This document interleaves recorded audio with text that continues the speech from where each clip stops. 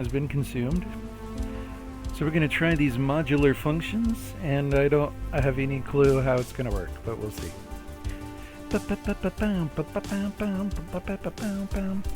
Okay, so the first one that loads is the default, and it does have the geometry shader.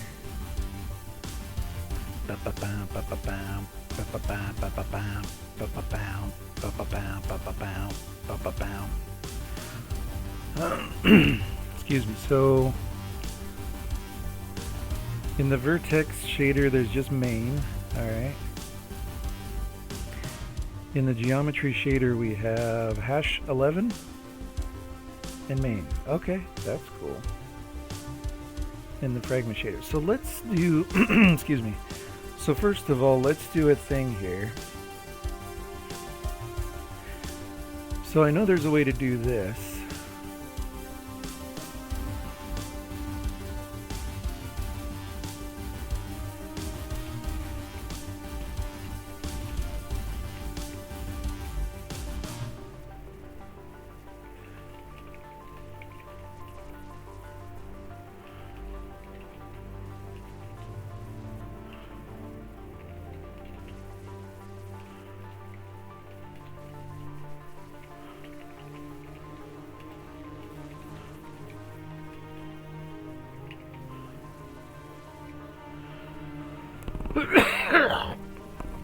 Excuse me.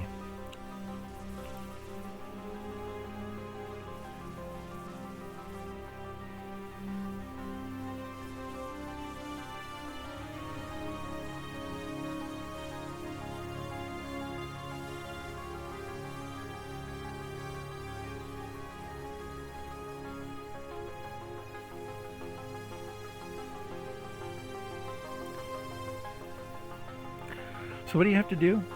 Bind program pipeline object. Use program stages pipeline object for shader bit program my vertex program.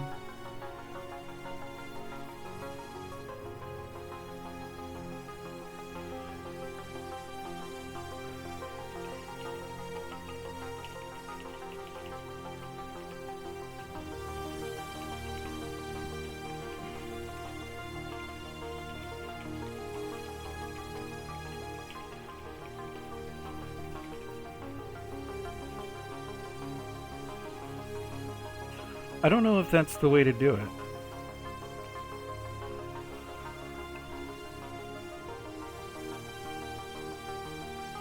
Ah, there it is right there. That's not what it was telling me before. Get program IV, there it is.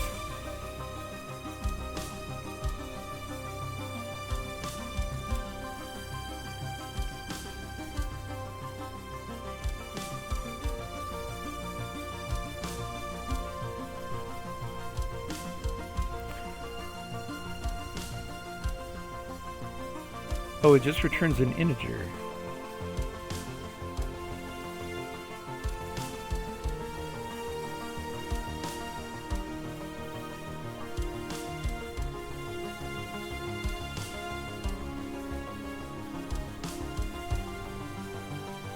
Okay, so where can we put that in here?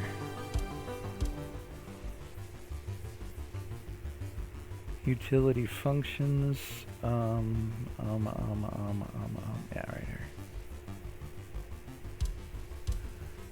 Okay.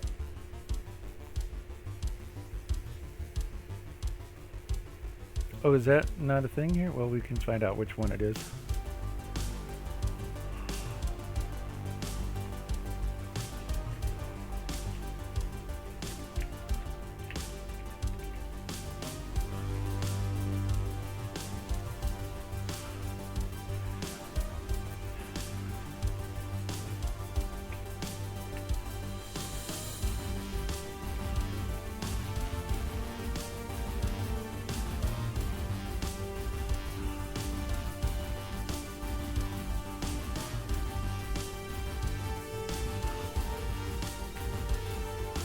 Maybe it's just that.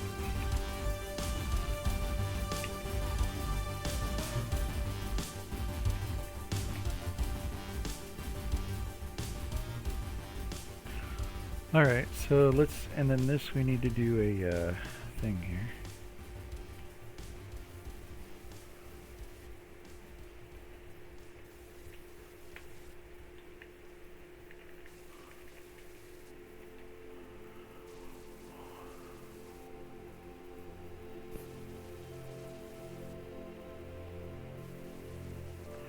Where's Maine? Where's Maine? So huge. Okay, so read the title. Read in all shader file names. Shader load, shader init, okay, initialize noise. Alright, so right in here we should be able to put it. Now what was the name of the function? Check active shader stages.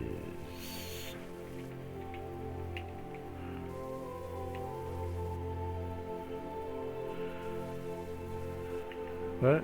Do we need parameters for this thing? Program. Oh.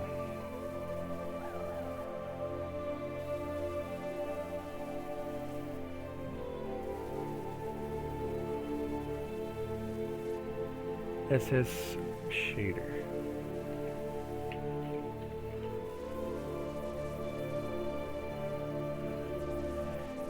Is it ID or?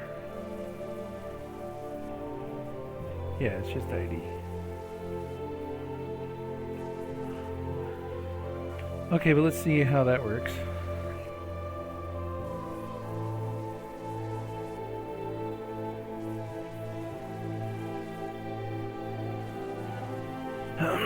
Excuse me. Compute shader is active. Tessellation evaluation is active. In fact, those are the only two that are not active. So what?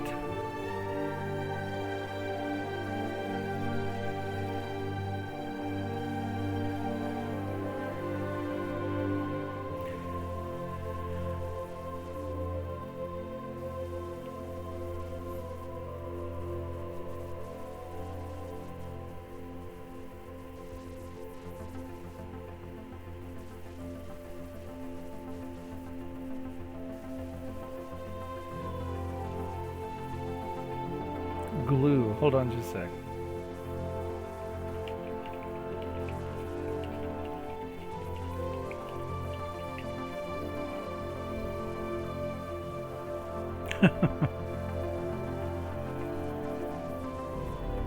Ah, there it is.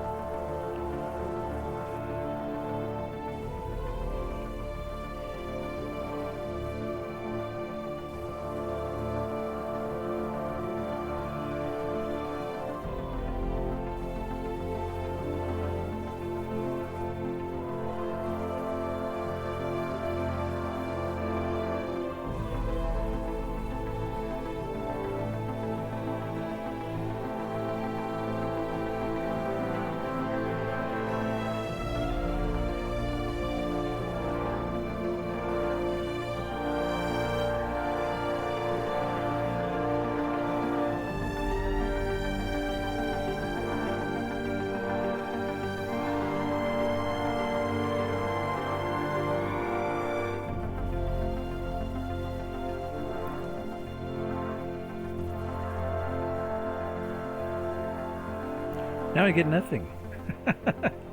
Now I get nothing.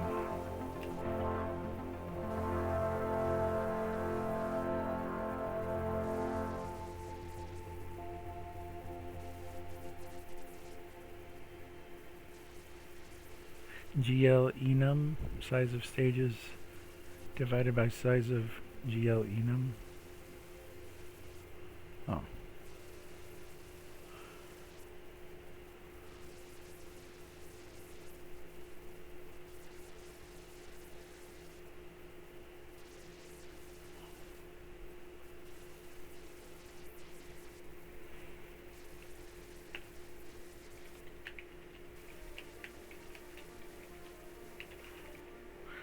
I just want to know what's going on.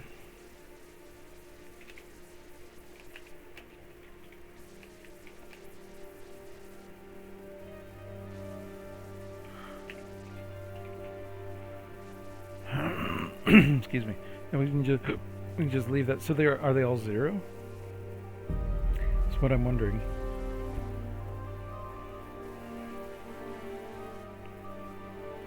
Yeah, they're all 0. Why 4?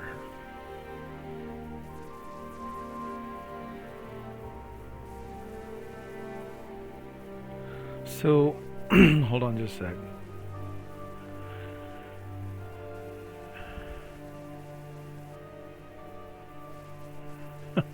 I still don't know where main is. Where's main? Oh, it's right there. Okay, all right. So let's do this. Pretty sure load shaders. I mean, we can leave that there, but it doesn't really. So ShowGUI update data. Okay, so let's go into the ShowGUI. Where's ShowGUI? Do we, hold on, do we call process input? Ah, let's do that actually. Excuse me, mock capture keyboard, F and V. Okay. Let's just do this. If keys, G, LFW, key.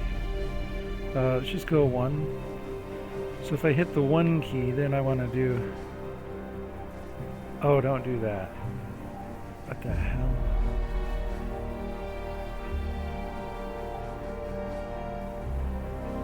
Check active shader stage. Where was... Hold on. Right here.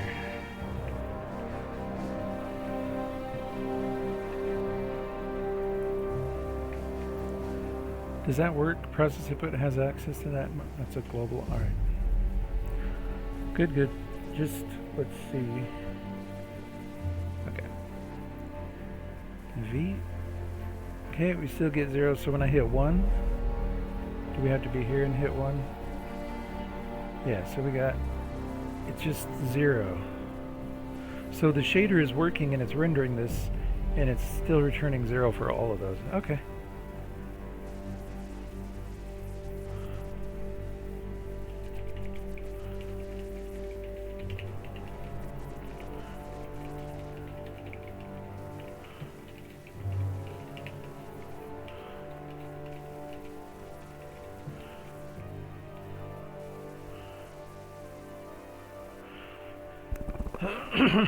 Always return 0.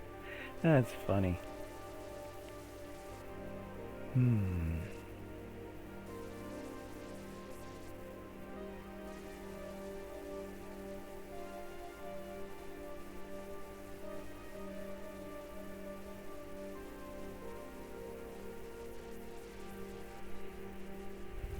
What? What do you mean check the function you gave me? Oh, well.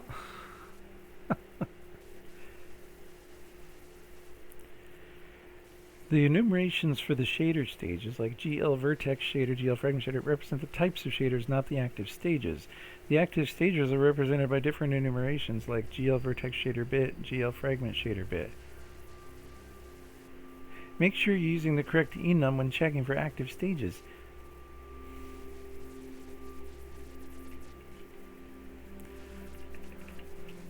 So why didn't you put that in the code that I requested? That's unbelievable. So it probably works now, but let's just see. See if that works. Does it work now?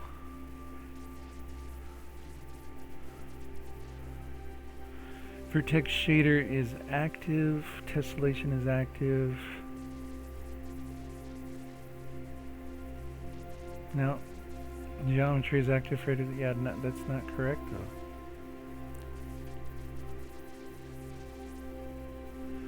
But is that because it gave me the wrong comparison here? So program stages.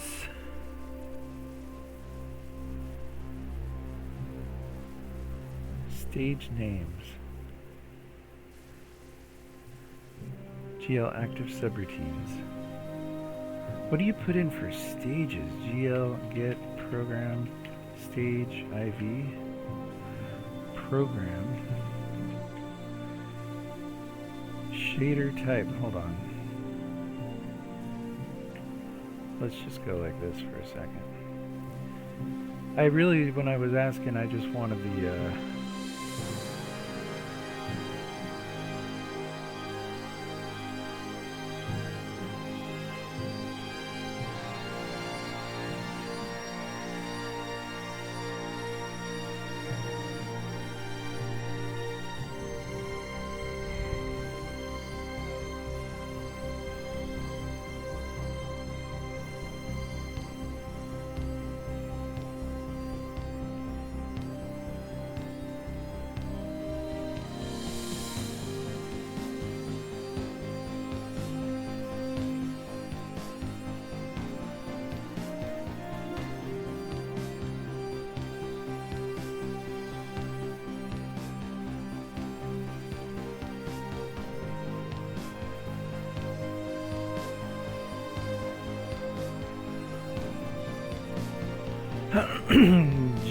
glGetProgramiv.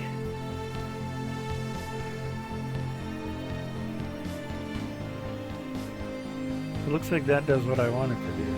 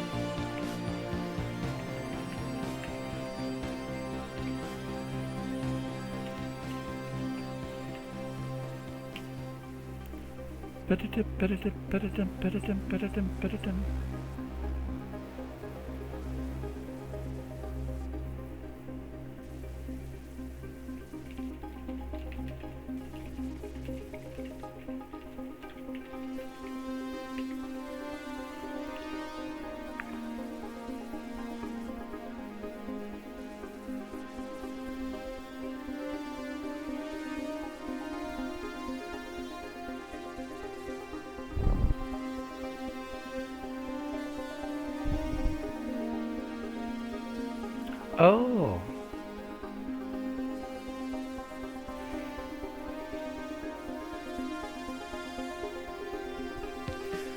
If I wanted to, what? Hold on.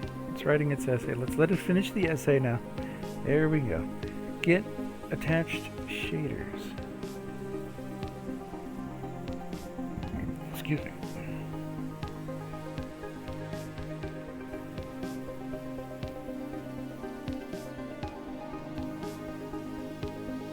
Ah, there we go. This code will print the number of attached shaders. If you want to get the list of attached shaders, you can use the glGetAttachedShaders function.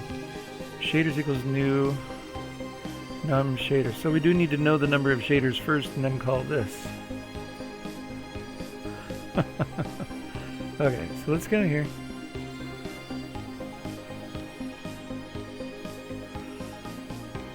Starting with this.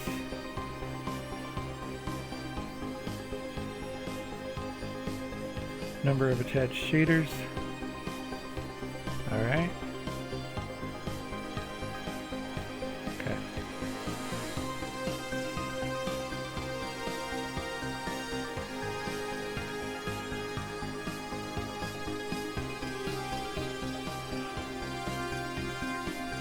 I like how it already uses the parameter, like it knows that I'm going to put it inside of this function call. That's pretty cool. I guess. I suppose. There we go. Golf clap. Golf clap. Alright, that's going to be a chapter. It's going to be a chapter on the video. Okay. I knew I'd read about something like that before. I thought it was this one. I don't think I had read about this one, but probably a long time ago I did read about it, so... Alright, so there's that. The next thing we want to do is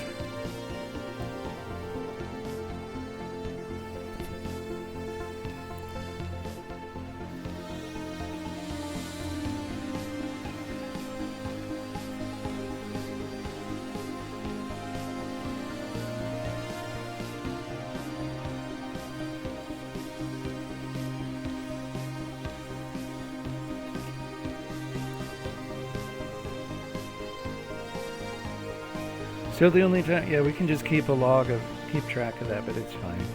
It's fine. No, I'm just thinking out loud, and I don't know what I'm thinking. But so let's put that at the beginning of main, and it's still there. Okay, good. Let's leave it at the beginning of main. So what we should do is just keep that in the thing, and that's fine. There's other ways to do that, of course, by just knowing what we're doing. But so that's cool.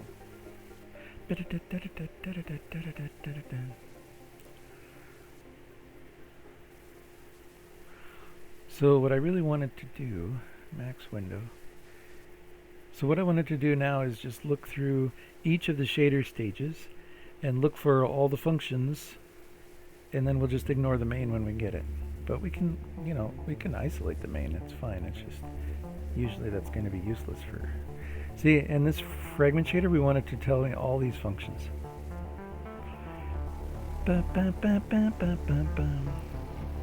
See, this fragment shader is just juicy for what we want to do. It's just juicy perfect, and it's the default one. Okay. Yeah, I had a second dose of coffee. Why do you ask? Okay. So I've been waiting to do modular functions for a while. Let's take a look at the, where is it at? I don't think it's in here, is it?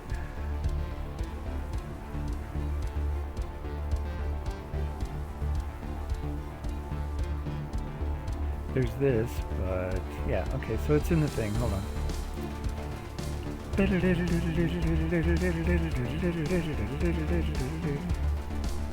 Where are we at? Where are we at? Modular function, there we go. Now, function to extract functions from a shader code. std vector string functions, find the position of the first character indicating the start of a function. Loop until no more functions are found. Find the position of the matching character. Extract the function code between that and that. Add the function to the vector. Find the next character. Okay, so when we do this, we want to do right here.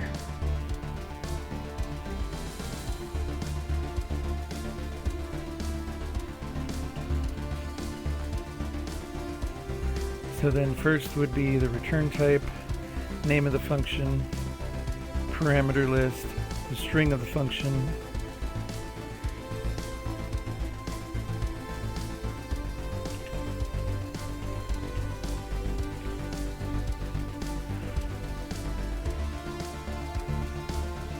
okay. So for now, all we want is this. Eventually we'll have some of these things down here when we get a little bit, well, next step, but yeah.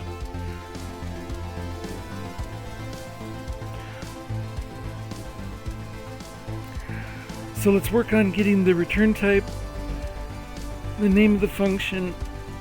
Oh, excuse me.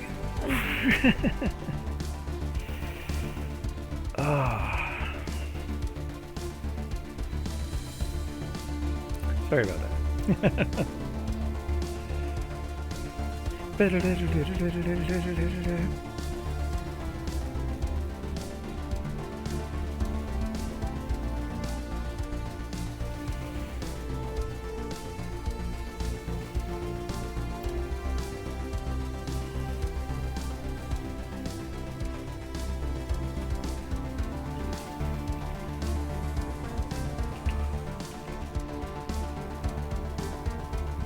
Excuse me. Pardon me.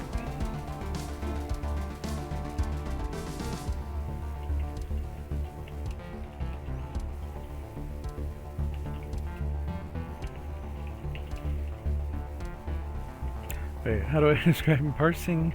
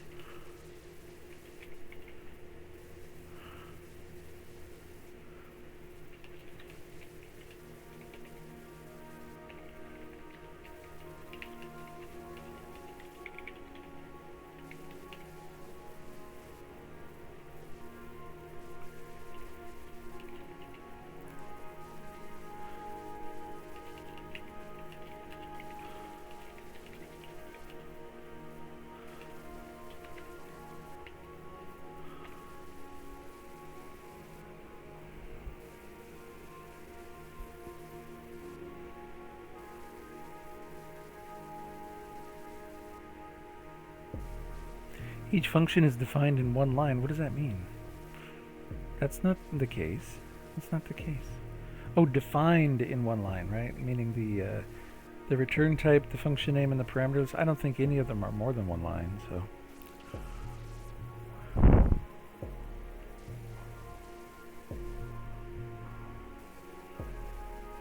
I guess I can just do the output to the console first.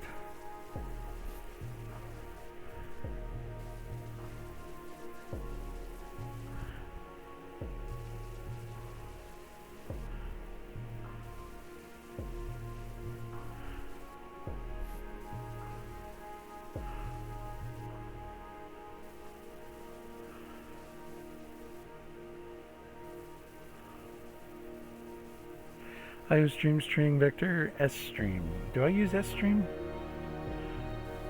Because what it's doing is it's parsing. Do I use SStream? Alright, we do now.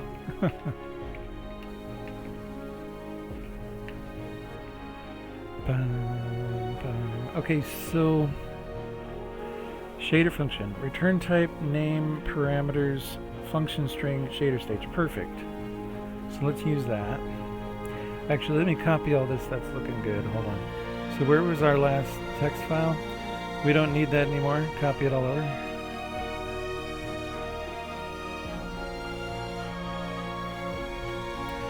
Shader function. Alright, we are changing this quite a bit. We should go up to version 22. And then let's set to compile 22. As it is, I've made enough changes in 21. I didn't really break anything.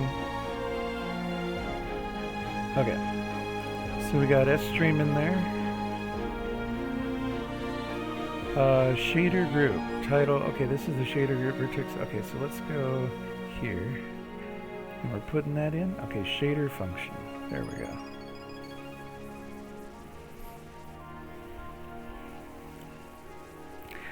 Okay, so it returns a vector shader function. What? Really? That's cool. Parse shader code, const string shader code. Oh, so you send in the shader code, and then it gets a vector shader function functions. Oh, nice. Oh, I'm liking this. iString stream shader code, std string line. Get line, stream, line. Oh, okay, so it's just getting line by line, right? iString, stream, line, shader function, function, parse return type, line stream. Oh, right here, iString, line stream, function, return type.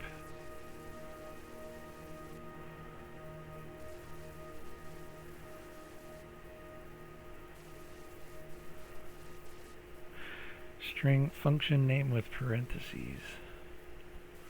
Line stream function name with parentheses. Function name equals function name with substring 0 function name parentheses. Find that.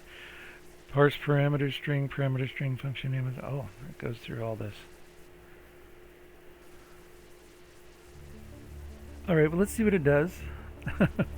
Let's just put it in here and see what it does. So, let's write parse shader code. All right, so we just want to send it the shader code and then run this program.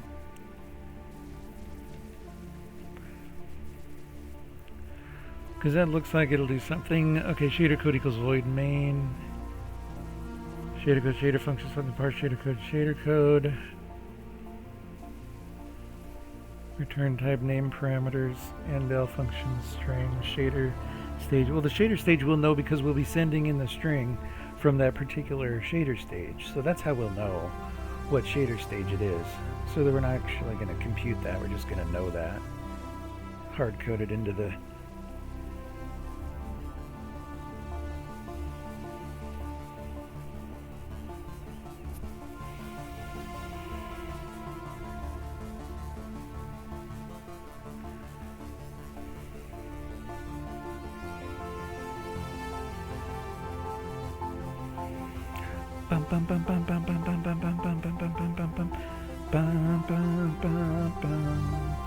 So parse shader code there. Alright, well, let's see. Did I copy this function? Let's just see what it does, and then we'll troubleshoot from there. Where are we going to put this here? Utility functions.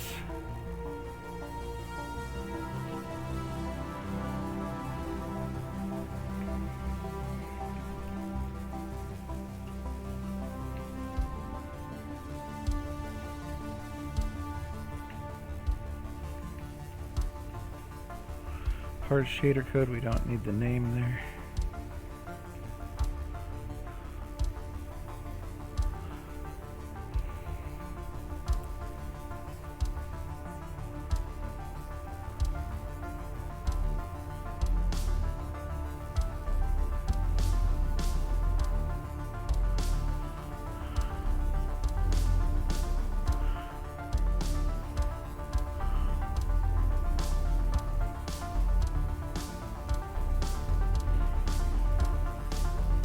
So I think we have all the shaders right here, right? In the shader group, we have vertex shader, geometry shader. So based on the results from the first function call that we put in, right here. Okay. Then let's just go like this. For the time being, we just want to do the fragment shader. So let's, oh, what was the name of the function? Parse shader code, and it returns a vector of shader function. Okay, so do we have, so we have a structure shader function.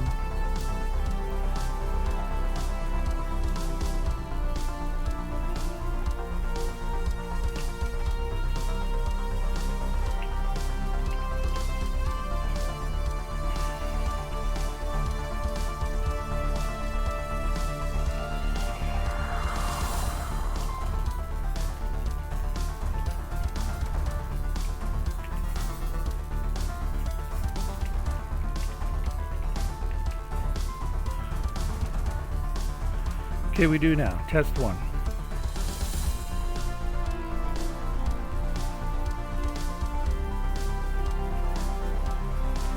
And I already forgot it again. Parse, oops.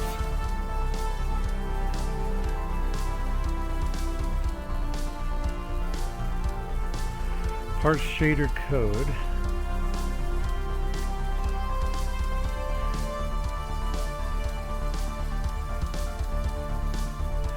Shader, nope, shader group dot fragment shader.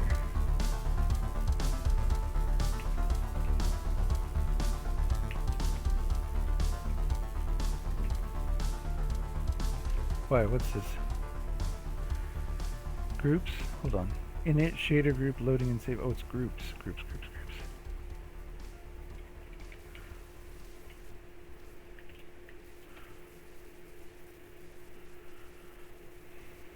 Hold on, maybe it's not groups.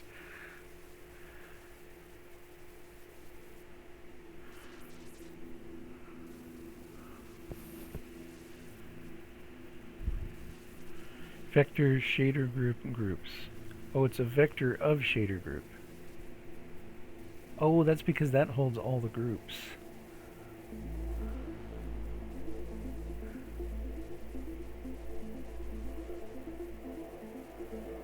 Hold on, I forgot which one holds the current one.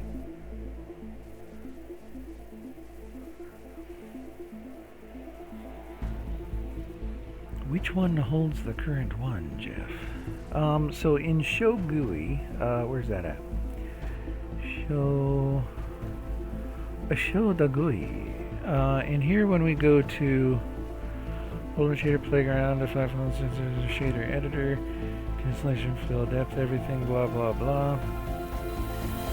Save shader group UI, shader group UI selector, playground. Okay. SS shade. Oh, it's going to be SS shader. Okay.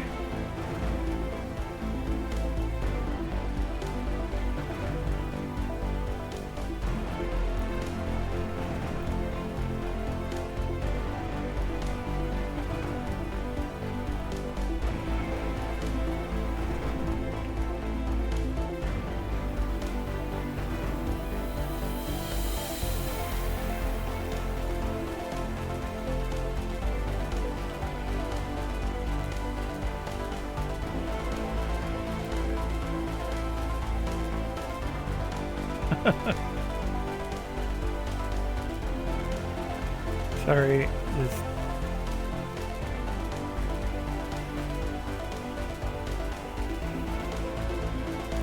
Well, first of all, let's see if that works. We're not going to get any response. We're just going to do it, and then we'll make sure that works, and then we'll look at test 1 after this works. It does work, and it's fine, and we don't have any crazy chaos in there. Okay, so in this file, it shows me how to use this. Functions equals that, and then const function. Okay, return type, name, parameter. We can just do this right here.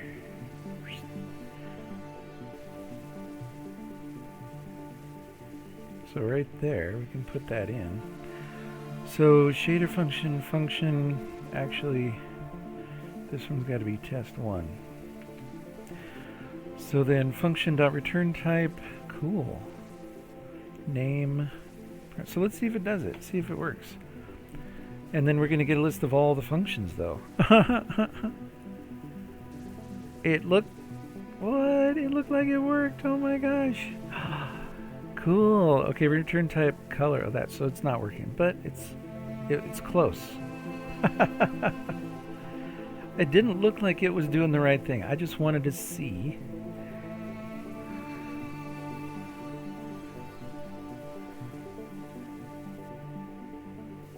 It did not look to me like it was doing the right thing. So parse shader code.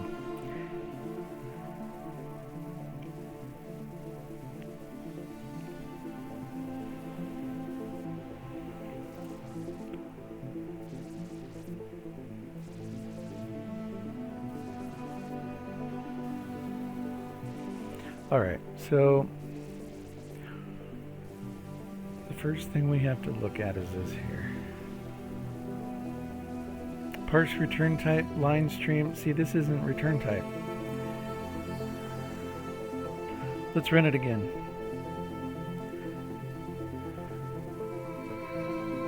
Does this go back to the very first one? Return type, version. See, it's not doing that either.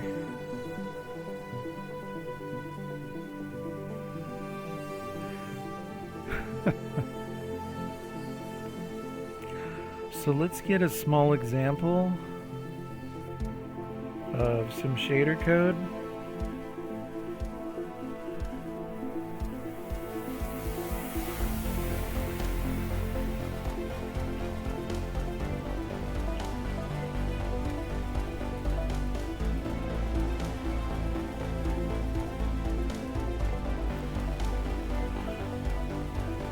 Computer just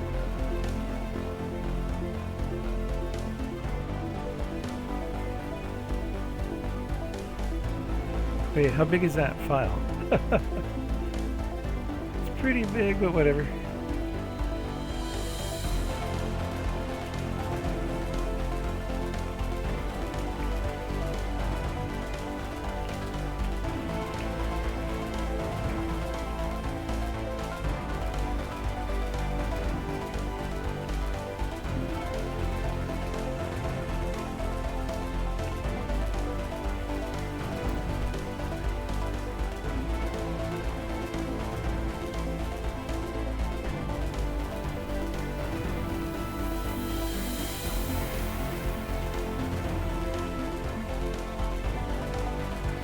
Alright, let's let it do this here.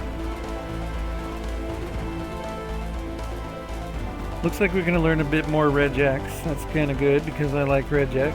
I just need to learn it and get comfortable using it, but I'm not. This is just going to be my second time, so.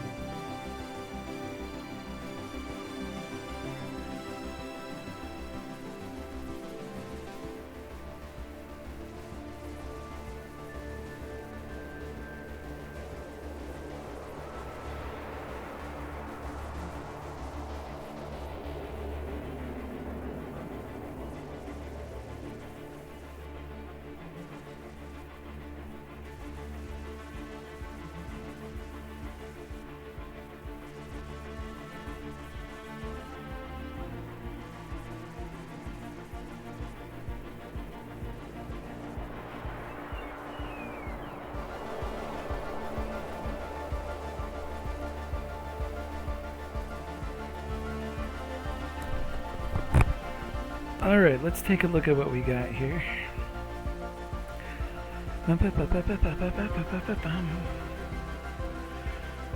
Functions equals parse shader code, shader code. Okay, shader code. Oh, and it's even got one in there. Look at that. As a test. That's funny. Okay.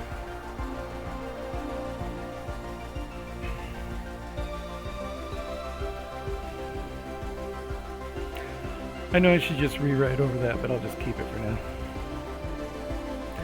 So we have, everything looks exactly the same as far as parameters.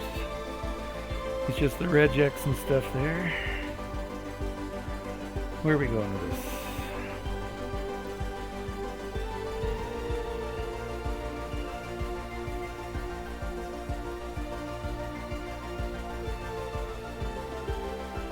This is so cool. Oh, this is even more compact. Look at this. So what is all this?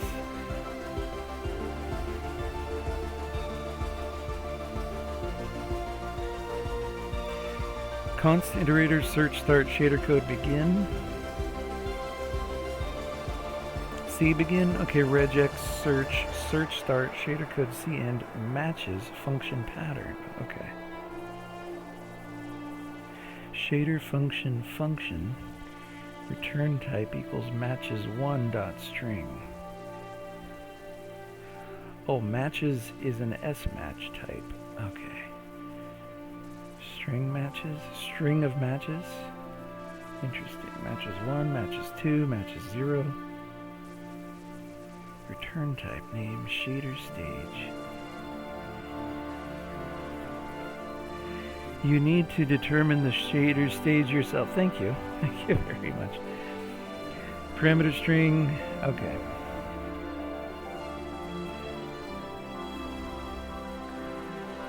So if we're going to determine the shader stage ourselves, that's fine. I mean, let's just... Okay, so we have it in there. It's going to do this. Alright, so...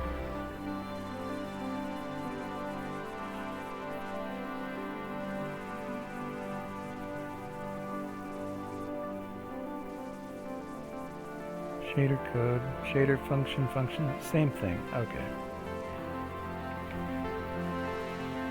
Bum, bum, bum, bum, bum, bum, bum, bum, bum.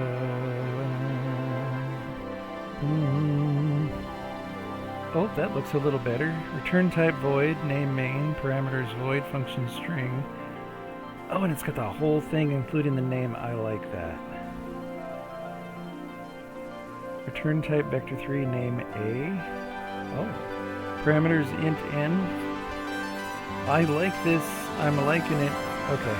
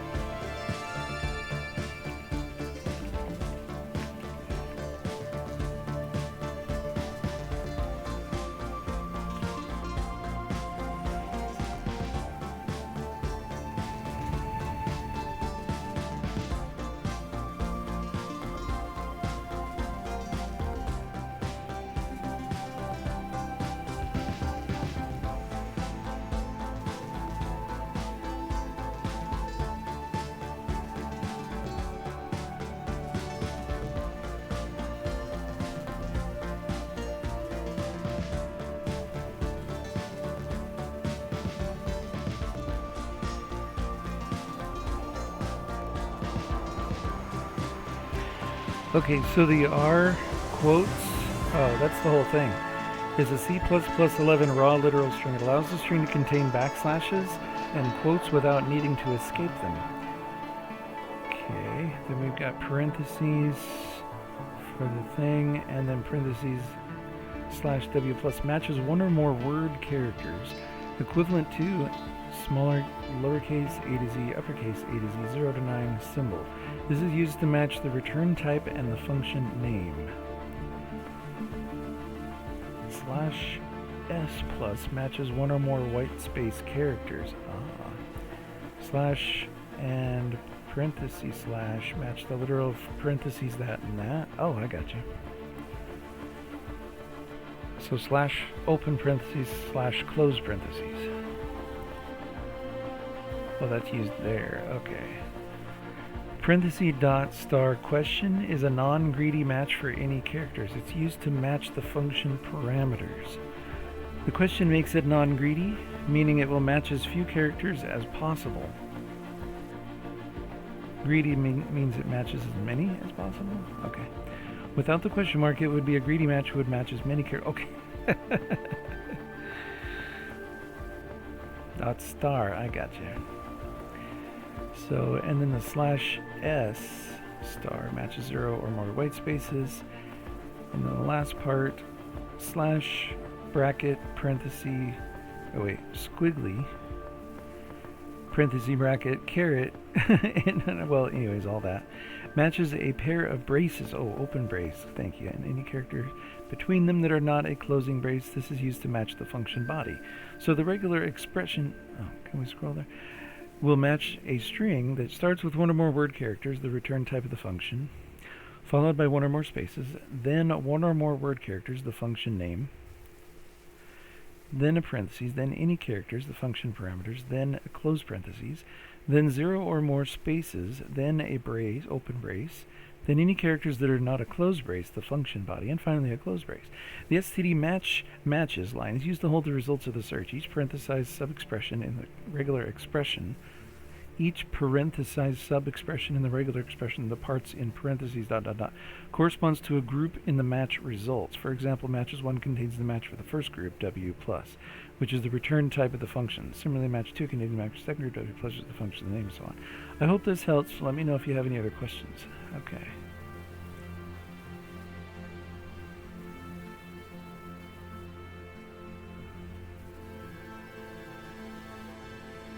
Alright, interesting. That's cool. So that was way easier than I thought, but it took a little bit of getting from Bing to get it. Actually, I think it's easier than ChatGPT 4, but it's the same. I think it's the same, to be honest. Maybe I have a little bit more experience now, is why I would think it was easier. Okay, so that's great. So then also when we do this, see, like this one, parsed shader code, fragment code. Okay. So what we want to do, back up here.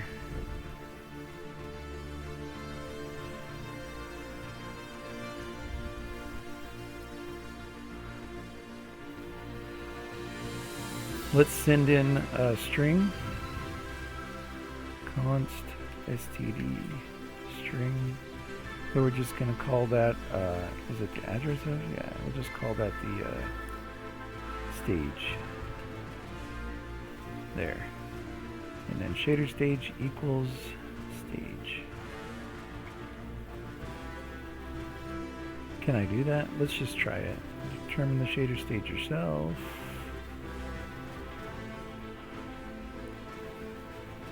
So then when we declare this function, we're also sending in a const std string address of. And then when we make the function call,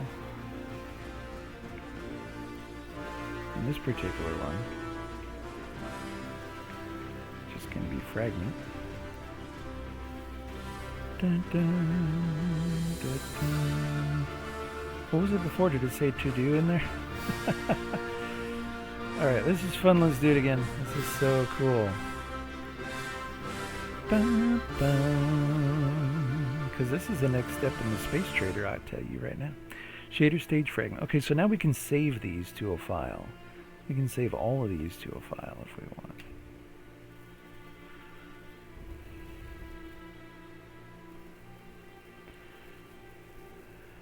Alright, I'm going to take a quick break. What are we going to do? During the break, I am going to go into my chat thingy and just run it. There. And I'll be right back. We'll keep the music going too.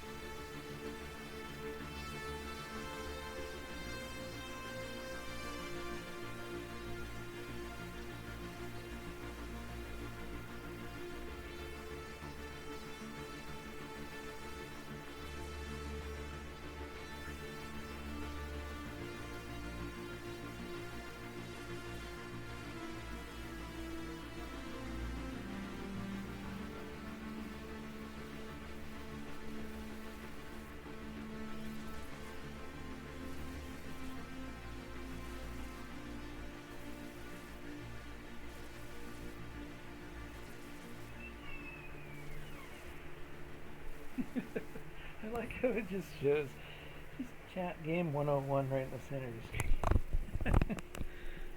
Alright, that's funny. Alright, let's close that down. Nobody came in, that's fine. That's fine. Now, what we want to do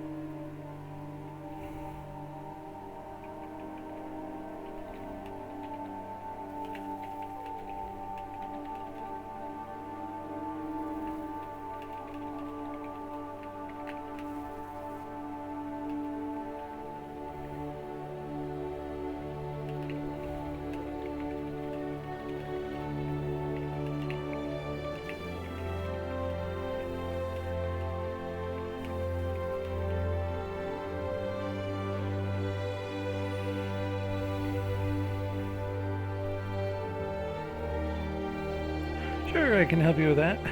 It's quite a bit that I just...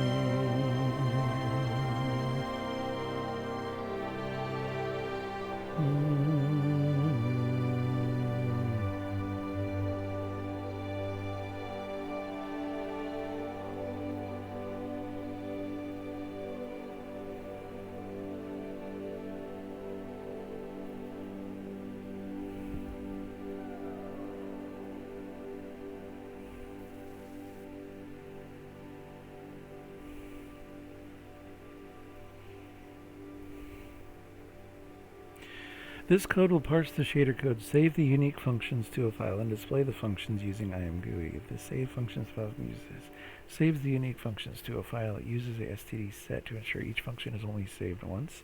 The display functions function displays the functions using IMGUI. Ba-ba-bum. Bum-ba-bum.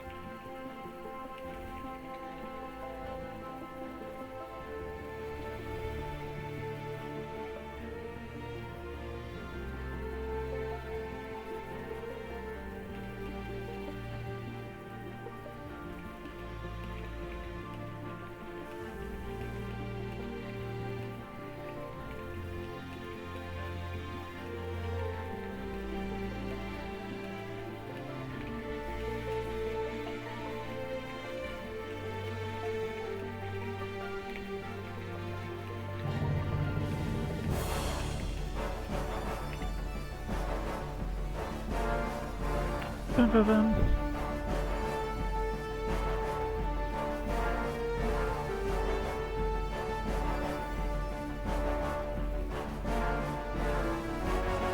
Save functions to file functions text.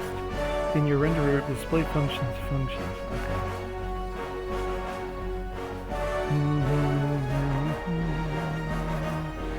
std old file string file set string unique functions. Okay.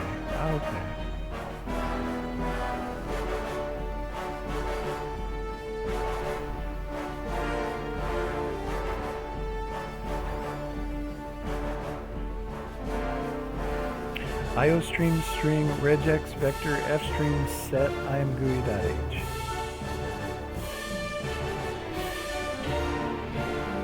IOStream, REGEX. We don't have set. REGEX vector. FStream set. I think we have FStream. We don't have FStream or set. Do we need those in here? All right.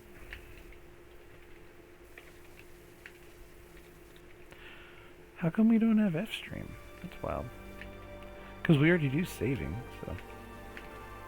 All right, whatever. Whatever.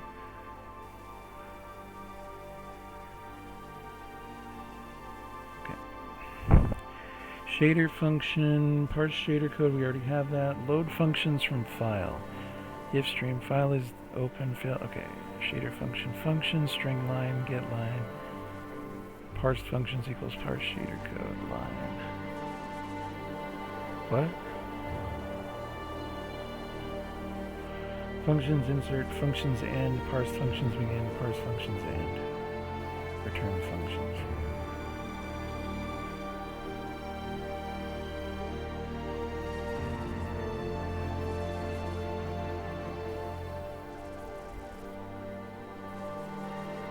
Save I'm not sure that works. Load functions from file. Save functions to file. So the first thing we're going to do is we're going to run this, and it's going to be, how come this is grayed out? Oh, okay. It's fine. Wait, where are we at? Sorry, just looking. Hello, if anybody's there. Where are we at? We can close these, we can close these, we can close these.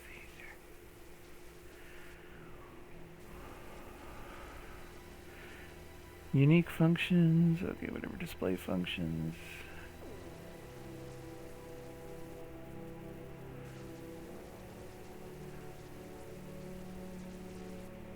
Okay, maybe we should go about this a different way.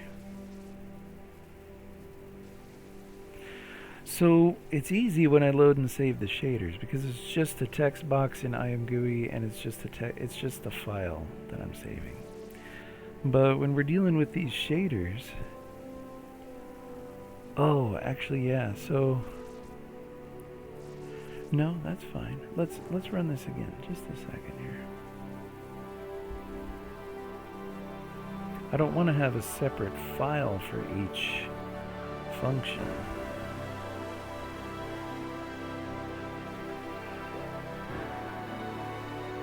Oh, because we put, with this, we put in, okay, it's just printing out a lot of extra, yeah.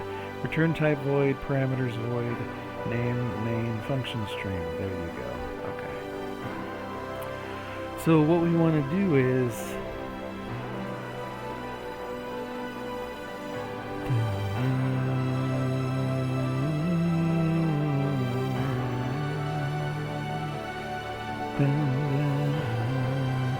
so actually, if we just load the shaders and then parse the functions, then we just put them into the set. Okay. Hold on. So if we load the shaders, so what's it talking about in here? Using a set.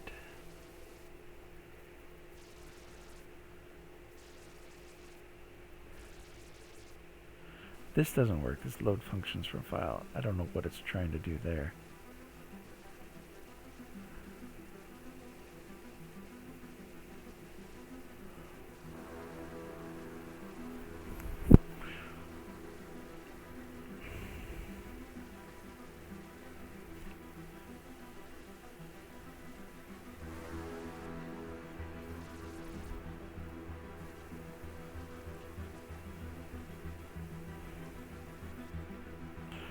Save functions to file. Unique functions set.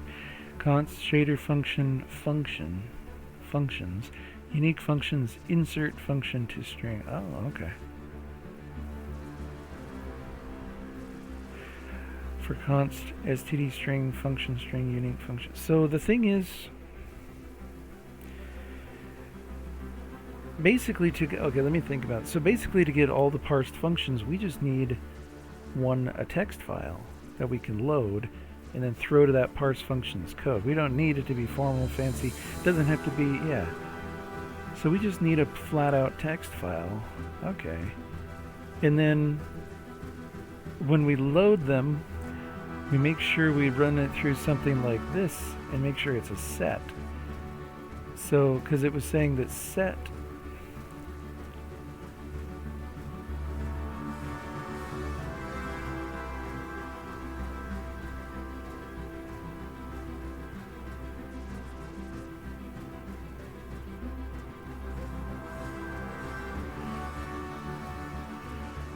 didn't it just say?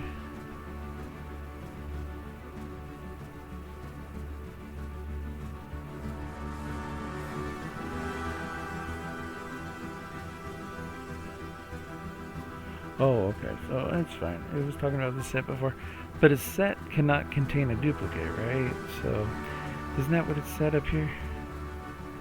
It uses an std set to ensure that each function is only saved once, but that's okay. So what we're going to do... Okay.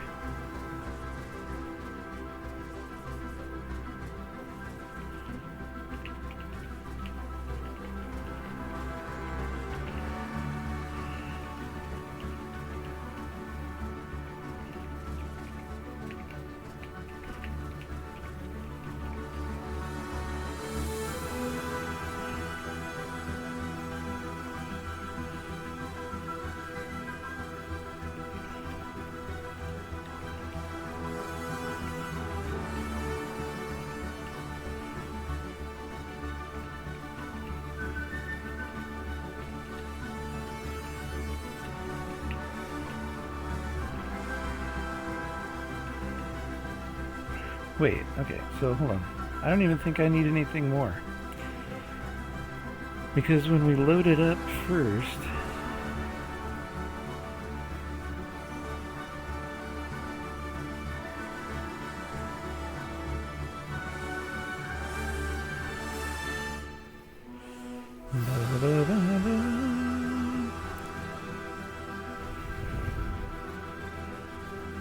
Alright, I have to go to the bathroom. I'll be right back. Whoops, while I'm gone, I'm going to do that other thing again.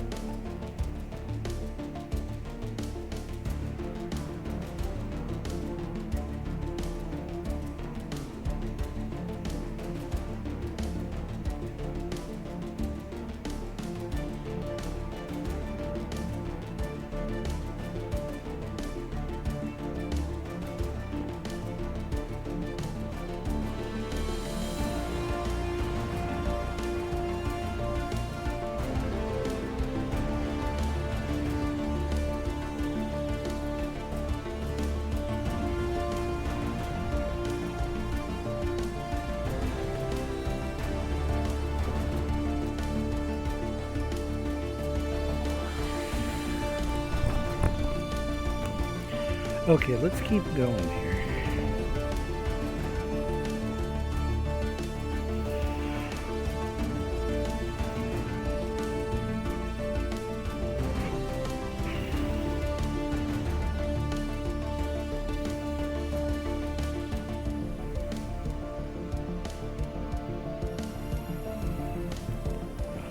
Parse shader code. So it's not a set shader function.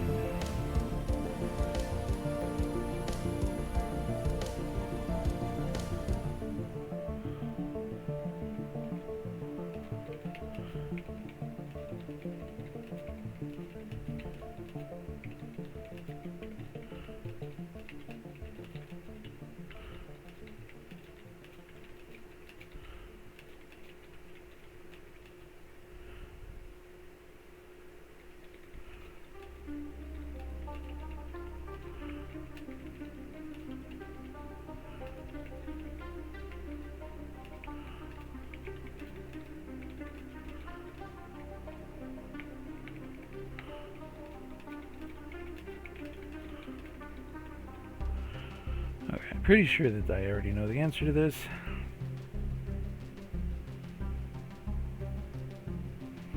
Yes. Is a container in the library that stores unique elements following a specific order. Here's some key properties of a set. Element uniqueness, element ordering, logarithmic complexity. The search, removal, and insertion operations have logarithmic complexity in a set that can be a beneficial data in our functions. In your case, you can create a set to store the stringers in as a part function. When you parse the new shader code, you can attempt to insert each function in the set. If a function is already in the set, it's a duplicate set will not insert it. If a function is already in the set, it's a duplicate. The set will not insert it. This way, your set will always contain only the unique functions, and you can write the contents of the set to your file whenever you want to update it. Perfect. That's perfect.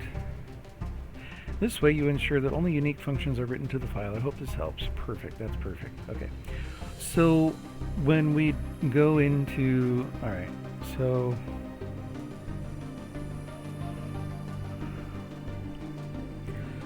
as we're doing this, the first time we do this, we just need to parse the functions from the shader that's in memory, save those functions to the file as a text file, just one after another. Okay. And then, so how do we do that? So we have this, actually the function string. It takes out the return type and the parameters and the name. Okay.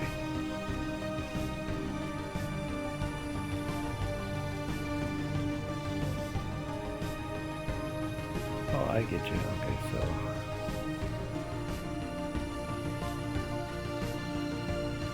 so we don't actually need to parse the return type and the parameters. We just need that function definition and then the function string. Okay. But it is nice to know the return type and the parameters that it takes and the name of the function. Okay, so that's fine. So really, all we need to do is just function string. Okay.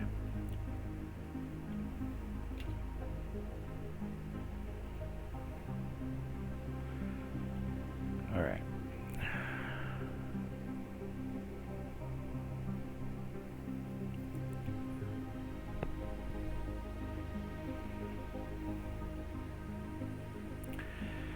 Yeah, it's global. Use the whole shader group data, whatever. Okay.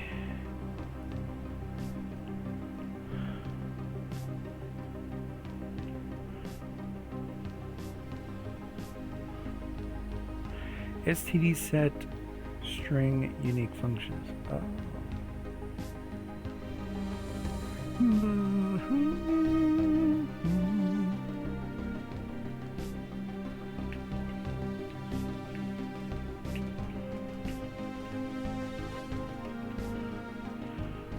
And I'll just say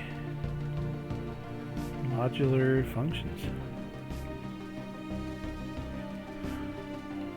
And we don't need test one. Save that. And then right here.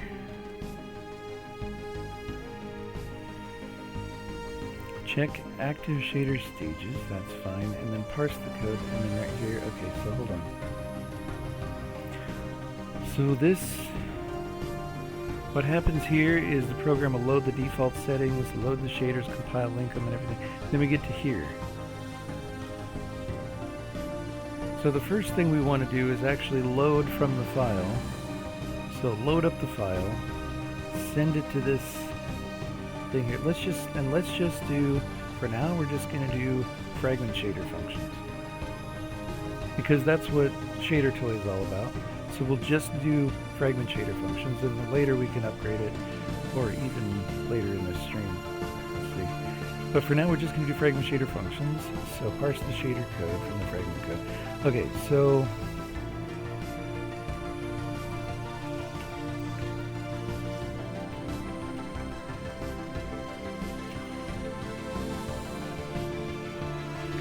load the set.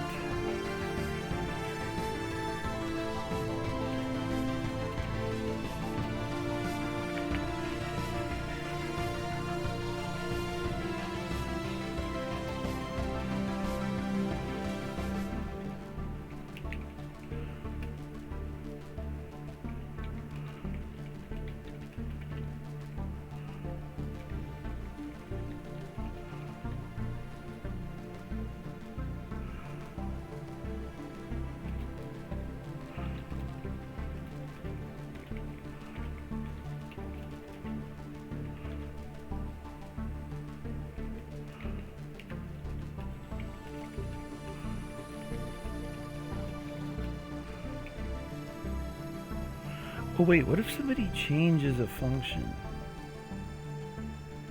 So what if you have a function name, right? And then you update the function? Well, first of all, knowing the way that the system will work, you should give the function another name. But the other thing is, what if you're actually working on a function and you come up with the first word, like let's say you're going to work on this function for about 30 minutes. And in the first 2 minutes, you come up with a version of the function that works, and then it gets put into the set. So at the end of the 30 minutes, you've updated and changed this function 10 different times.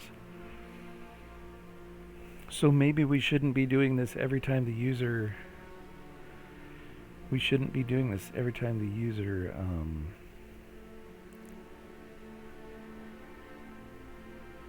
compiles and links, and every time they load a new configuration.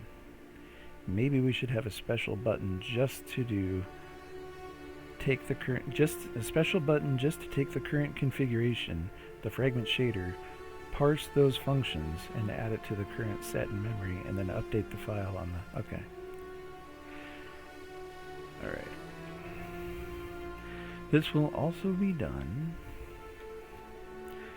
in response to a button in the GUI.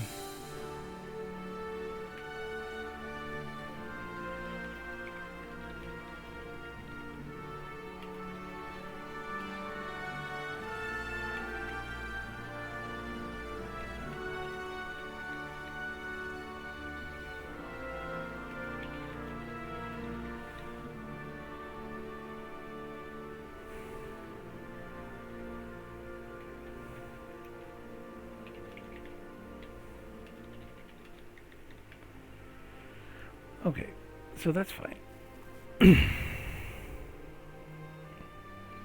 I may not finish this. I'm on caffeine, so I feel like I could do everything, but I may not finish this in this stream. I don't know yet.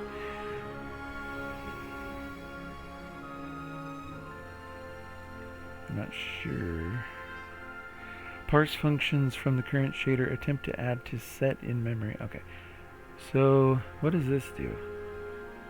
This takes from the current, yeah, so the first thing to do is load the set from the text file into memory, parse those functions into a set memory. Okay.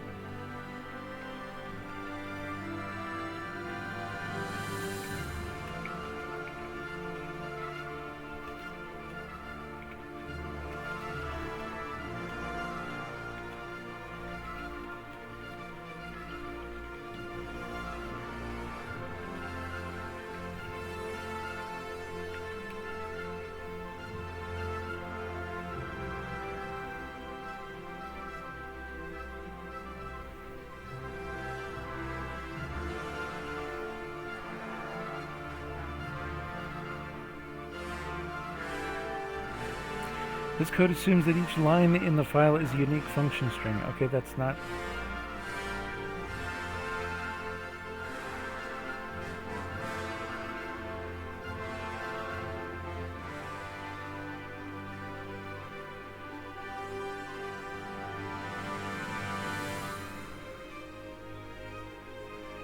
Okay, maybe I don't need to do that. So the thing I want to do actually is, because we're able to save the shader, everything is fine really. But this is just a convenience thing for the user. So really all I want to do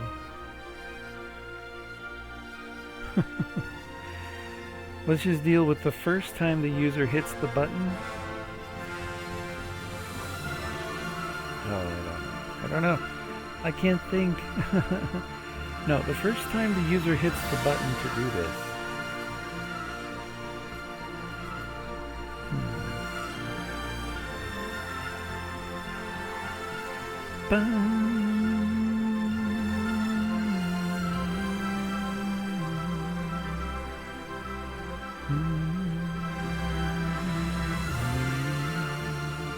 So the first time the user hits the button to do this, the thing that should happen is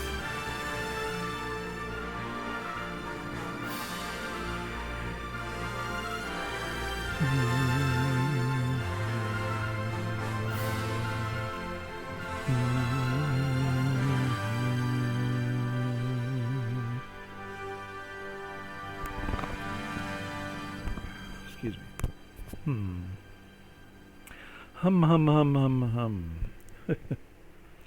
Just thinking.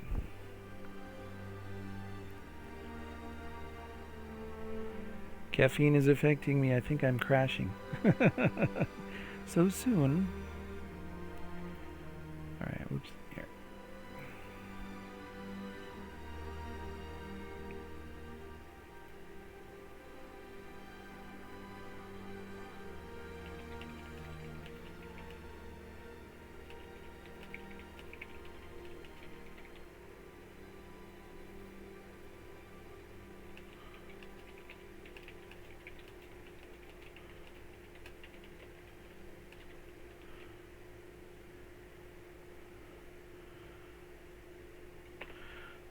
Let's just say that, see what it says to that. It should actually kind of figure out and know what I'm doing. But the file will be just like loading a shader. Oh, also I don't want to save any main functions. I see you want to load the shader code from a file, parse the functions, excluding main, and store them in a set to ensure uniqueness. Here's how you can modify the previous code to achieve this. Load and parse functions. std set string unique function string line function pattern matches. Oh. Functions equals load and parse functions shader text. This code reads the shader code from a file line by line. For each line it checks if the line matches the function pattern using a regular expression. If it does, and the function name is not main, it inserts the line into the std set. The line. This way your set will always contain only the unique functions, excluding main. You can use it. Wait a minute.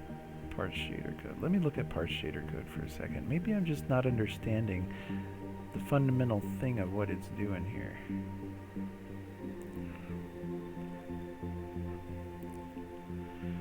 Okay, function pattern matches start search function matches name string parameter get line regex search start shader code dot search start shader code dot begin. Shader code is the whole string of the shader code.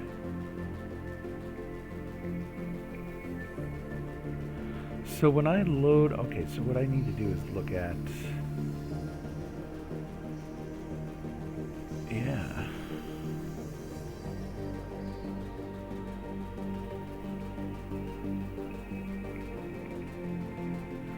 Aren't we using this one? Shader M2 fast? Let's go back and make sure which one we're using.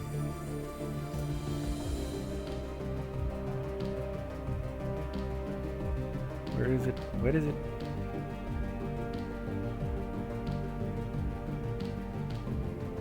Where is it? Computer. Oh, Shader Ultimate 07. We're not even using that one.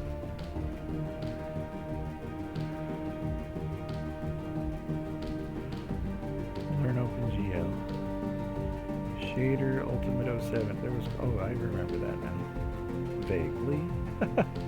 Unordered map. Okay, so then we load these up. Unordered map string. Okay, so load shaders is what I want to look at.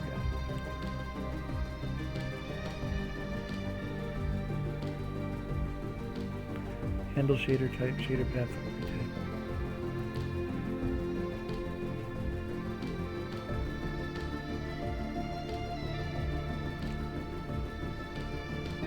Actually, I think it is this one.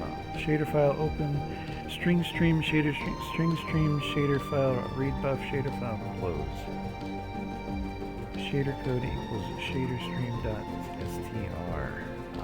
Okay, so it converts it right there. It converts it from the stream of the file into a string there.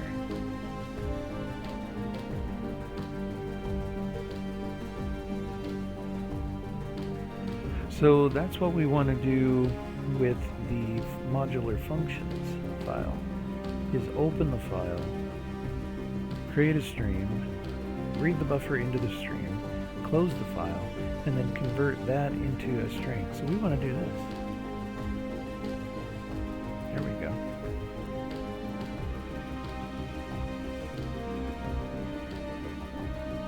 Let's just make a function.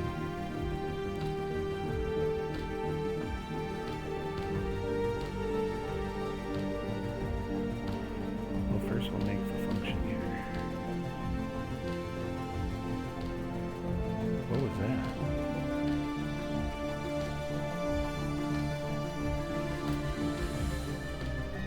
I don't know what we're going to return yet. Let's just say load parsed load set functions. Okay. And we already have the file name and everything, so I don't even know if we need a thing there.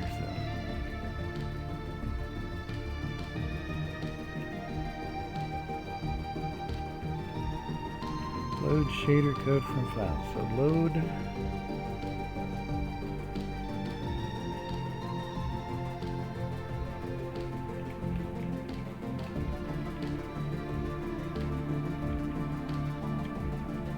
shader file dot open. Oops, hold on. So it's shader file dot open. That's the thing. Shader file. It's an F stream. File stream for saving, for reading, writing. Shader file dot exceptions. Ensure F stream objects can throw exceptions. Okay, that's fine. So we just need to declare this inside this function here.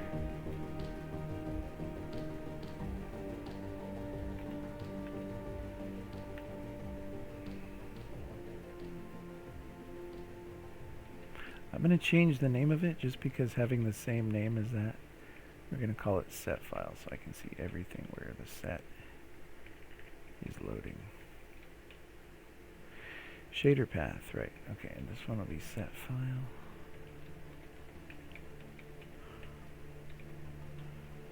Okay, so the only thing is this shader path, load all parsed functions from a file. So that's going to be called, what are we going to call it?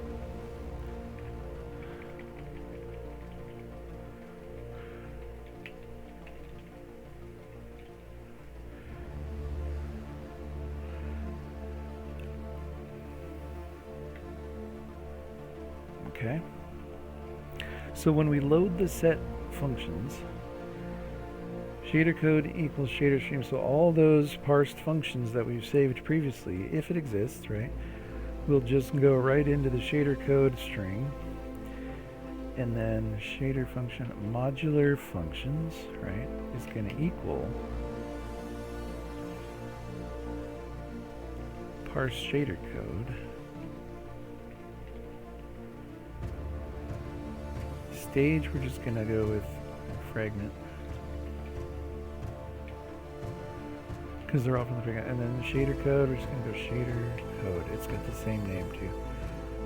Let's just call it loaded set. loaded set code. That way it's different. There.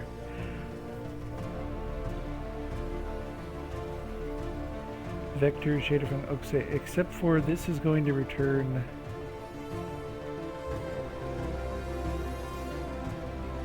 Hold on. So do we need a temporary vector that it's going to return, and then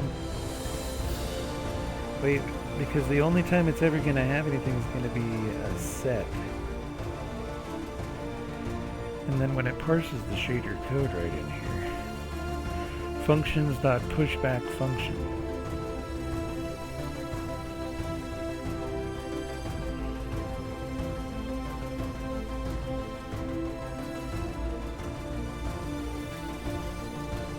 So we wanted to change that to a set. It's TD. Okay, so just change this to a set.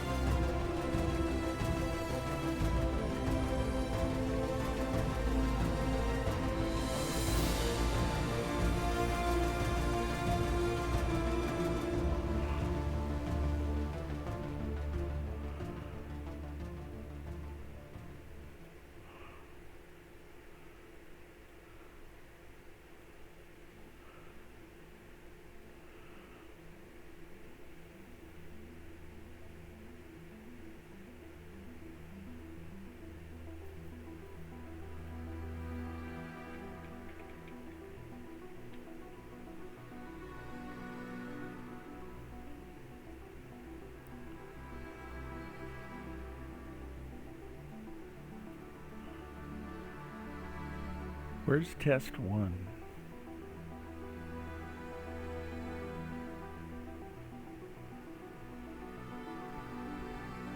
Oh, modular functions.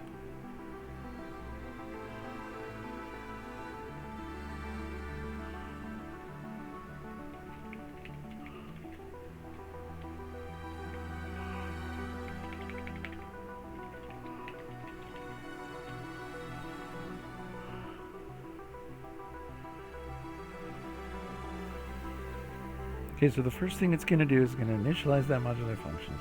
Then it's going to go, oh wait, let's get rid of this vector. This is my first time using this set. So, file stream, file exceptions, load, open grammar, string strand, load okay, modular functions equals parse shader code. So the first time this is run, it's going to load everything into, the parse shader code now loads everything into a set. And then it's going to actually put the set into this global modular functions set of shader function for retrieving parsed function data into global memory. Yes, global. All right. There we go. Okay, first load the set from text file into memory and parse those functions into set in memory.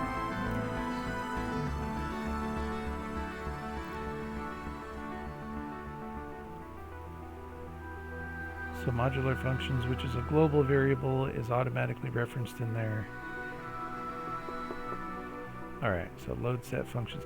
So all we have to do is call that function right here.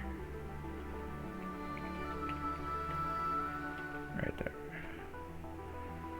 Okay, second, parse the functions from the current shader, attempt to add to set. So modular function parse shader function right there. Okay, we don't need this at the moment, but we can go like this. Wait, load set functions, modular functions equals parse shader code. So the next time we call parse shader code, set functions, functions insert function, return functions. Oh, we don't want to do that though. Actually, we can have another version of this function now. Actually, let's just update this again to another 23, because I'm going to break it, but I don't think I'm going to break it.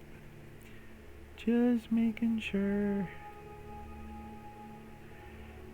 Existing item 23.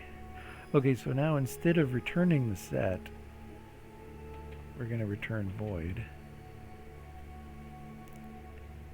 and then it's just going to return down here. So we don't need this set right here.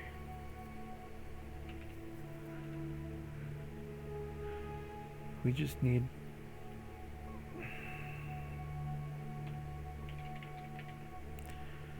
modular functions dot insert function. There we go. Okay, now up here in the definition, we're going to make this a void as well. And then what's the squiggly? Modular functions equals, now we don't need that. And right here, we don't need that there either.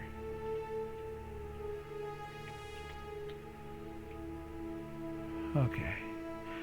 So second, parse functions from the current shader code. Current shader, attempt to add the set in memory, and this also put in responsive button. Okay, so we load the set functions and then we parse the set. Okay. And then let's just go right here. After we've done that, we just want to go std_cout.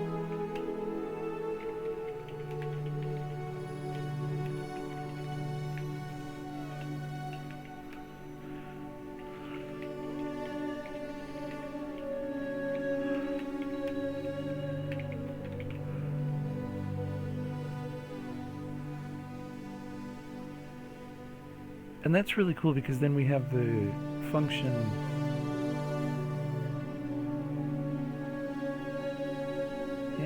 okay, let's just see what that does. Build errors. What? Oh God. What's the first error? That's all I need to know. Binary, what? It's a warning. This error.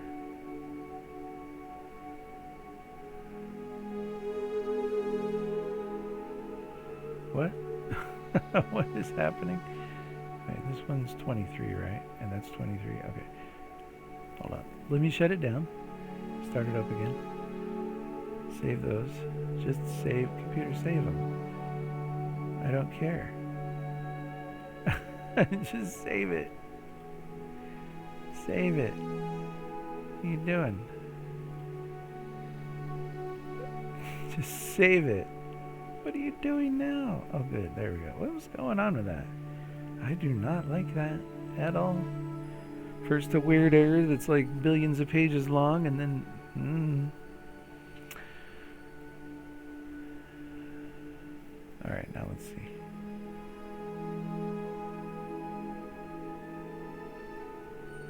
Okay. So there's clearly something wrong. What is this one?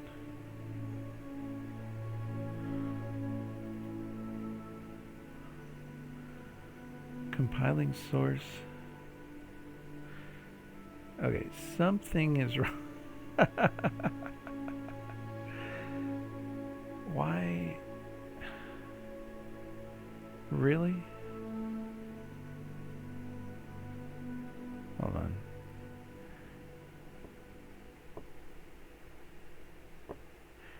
E is an unreferenced local variable. Does that have any?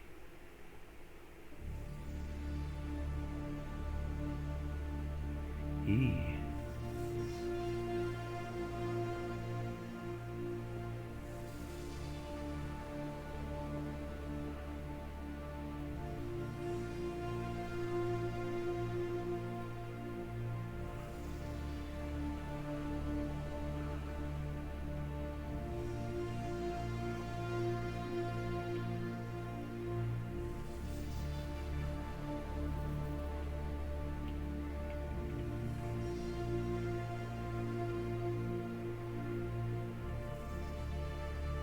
Alright, let's go up to parse shader code.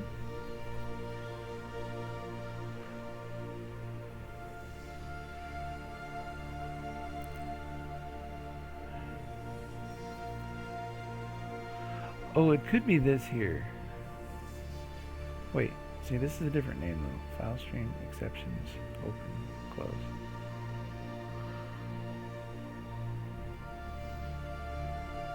Oh, because this doesn't exist. Hold on. I think that's what it is. Can you not go to search ever again? Sorry. Just kidding. Can you help me update this code to catch an exception for the first time running when the file will not exist, please?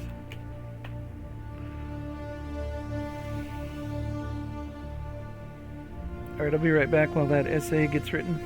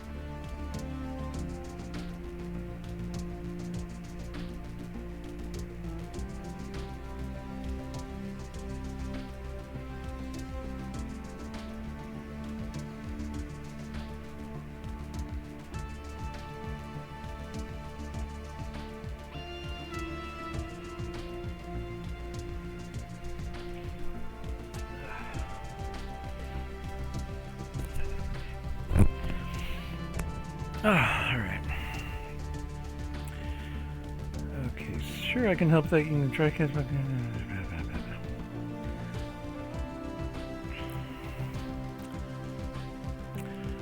So this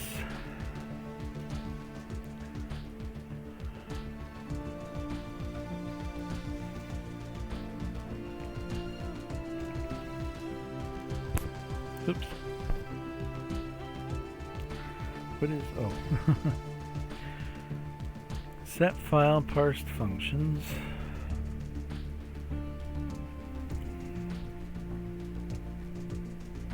So that's good right there. Loaded set.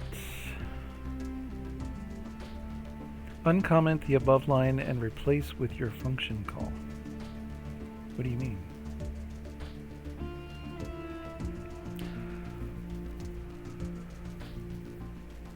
Parse shader code loaded set code.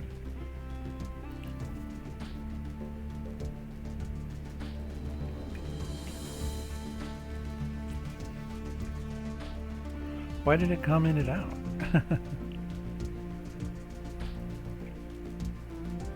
Alright, that might have been it.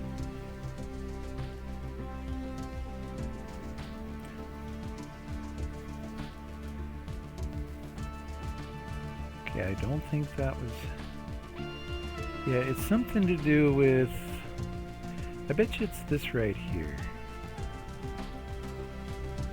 So let me comment out this entire function. Okay? And then load set functions. Let's just go up here now.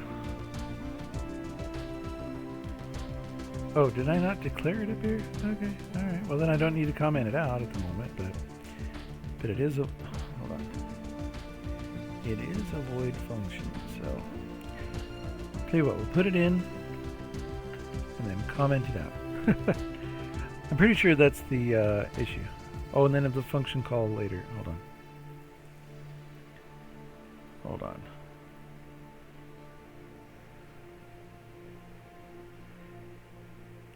Oh, I commented that out. So it's not the load set functions?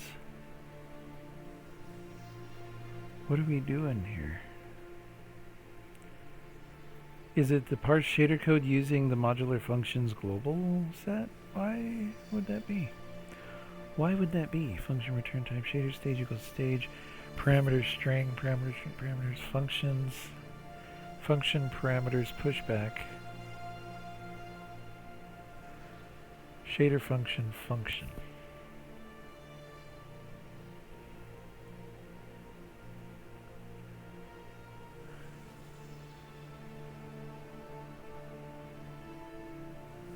Oh, I get it. Parameters. Okay.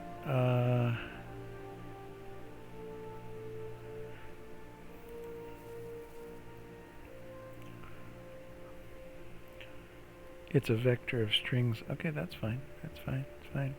Fine. So let's just comment out parse shader code.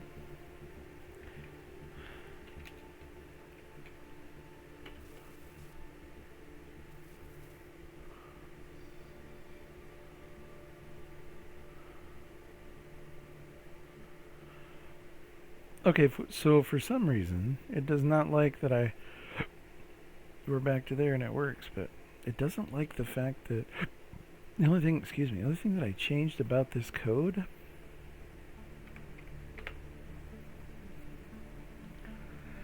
did I comment it out up here? Is it still okay?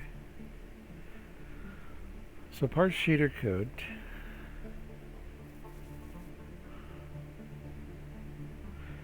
Let's just do that.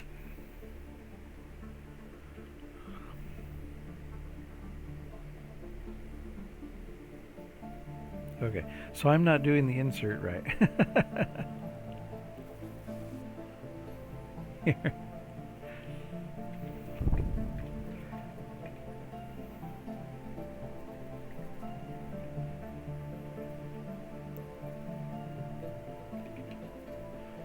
Computer.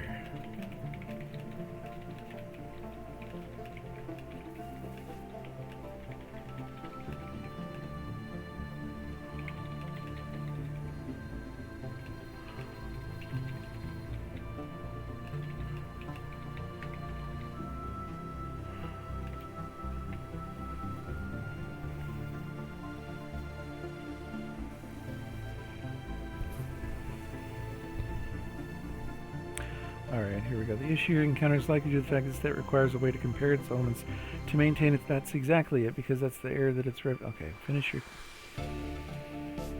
your essay, then I will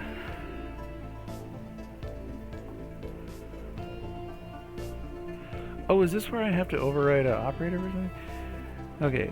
The issue you're encountering is likely due to the fact that the set requires a way to compare its elements to maintain its internal order. Oh, because it wants to make sure they're all unique. Since shader function is a custom structure, stdset doesn't know how to compare the two shader function objects. You can solve this by providing a custom comparator for stdset. Here's an example. Shader function comparator bool operator shader function const return O. No, that's...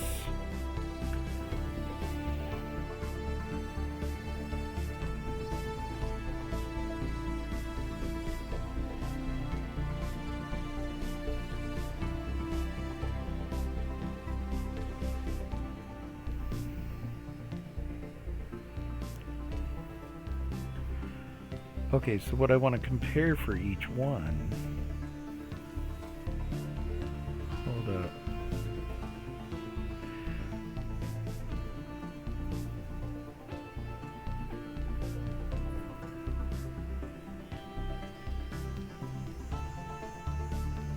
Actually, the way it's going to work is it's going to have the function name, you know, the return type, the function name, and the parameters, and then a little button to open it up. So if there are two different function strings with the same function name, so it'll save if it compile. Oh, that works. So let's just compare the function string. I like that. And then isn't that the suggestion that it just made? Okay, so struct shader function comparator boolean operator std set shader function comma shader function comparator modular functions. You can solve this by providing a custom comparator for stdset. Here's an example. So it's structure what boolean operator shader function.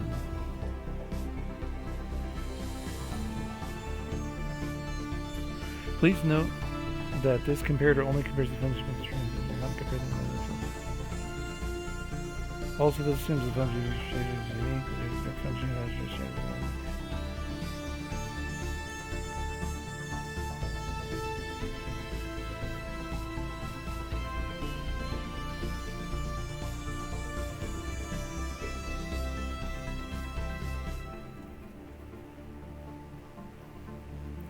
So that is exactly the problem. So that's basically what.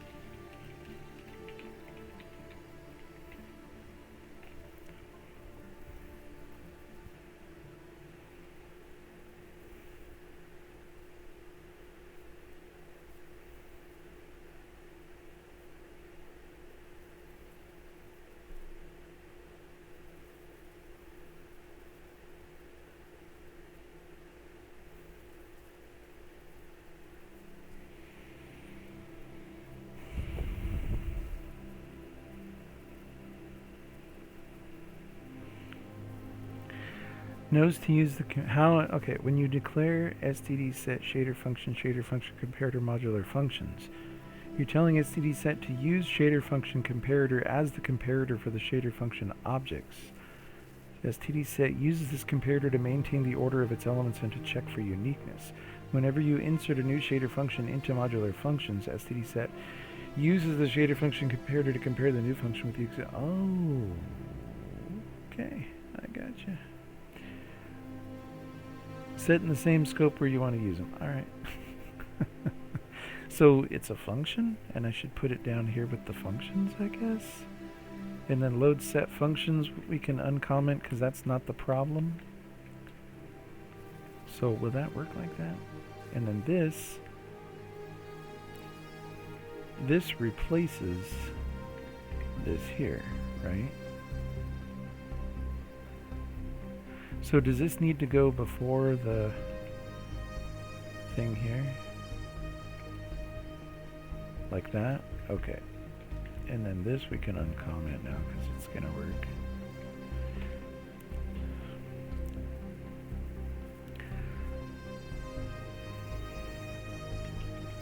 I like how Visual Studio completely, pardon my expression, but completely crapped out.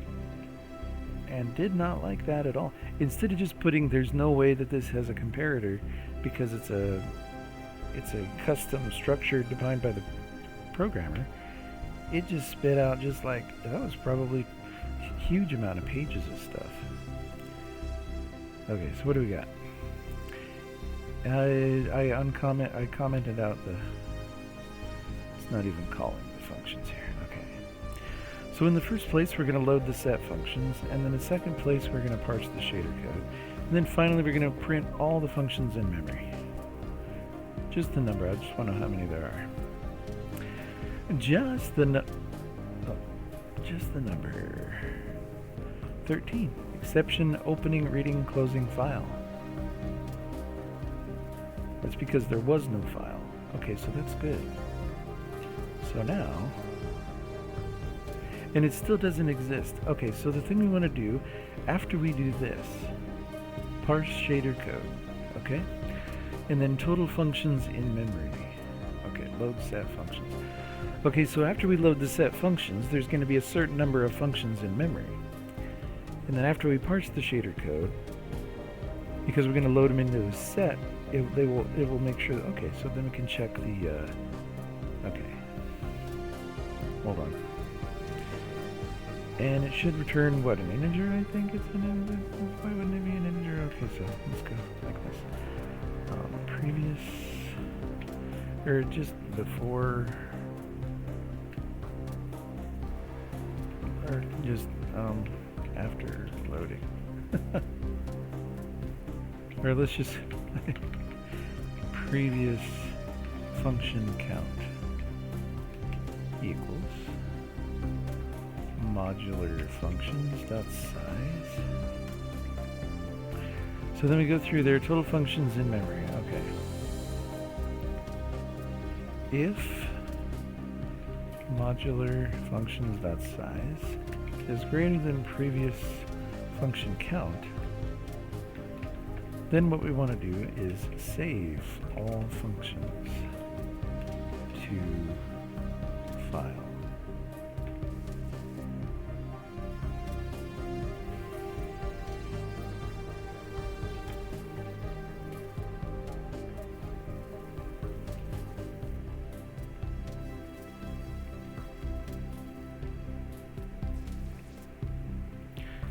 Okay, please stop doing that.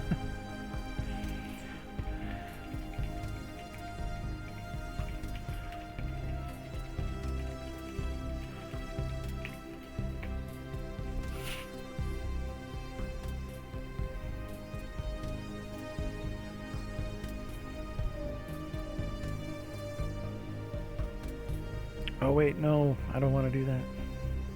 Do I? Save the functions.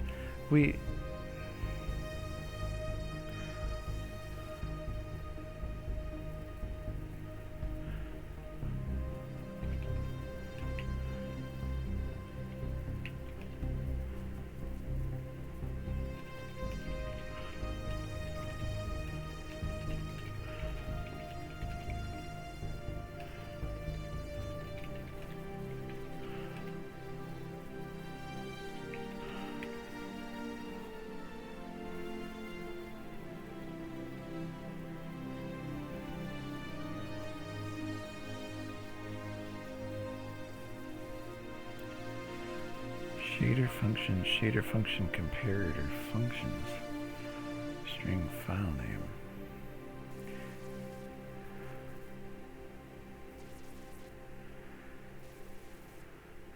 Oh wait, so that is how you define the actual set? Hold on, let me look at that again.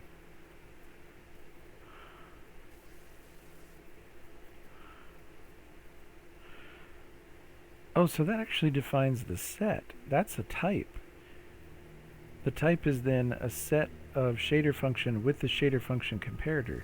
That's the type of set that it is. I guess that makes sense. But that's interesting that you then use that type when you do function calls and returns and stuff like that. That is very, very interesting.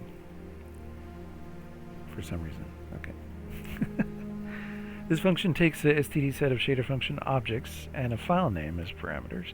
It opens the file, and if the file is successfully opened, it writes each function's string representation to the file. Each function is written on a new line. Please note that this code does not handle errors or malformed function strings. You may want to add error checking code to handle these cases. I hope this helps. Okay. Save functions to files, set shader function comparator, add functions. String file name. Okay, let's just use this. File name is open, failed to open file, shader functions, file function string.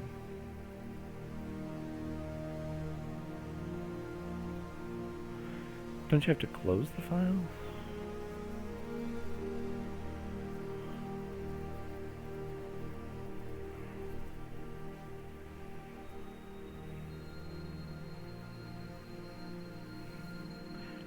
Okay, so let's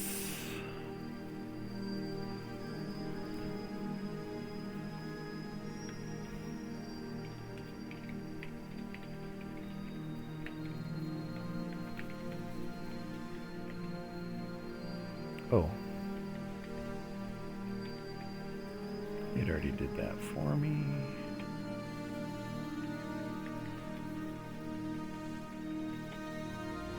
Save functions to file. And let's just go like this so I can see all of the parameters.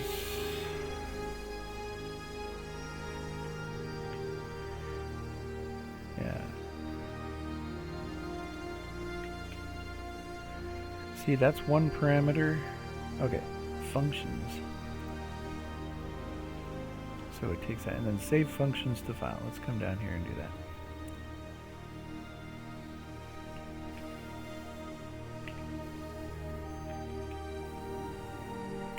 Shader function, comparator functions, and the file name. We already know that, and we already know that. So we don't actually need those parameters. Why would you do that, Jeff? Why? Save functions to file. Okay, so we don't need these parameters.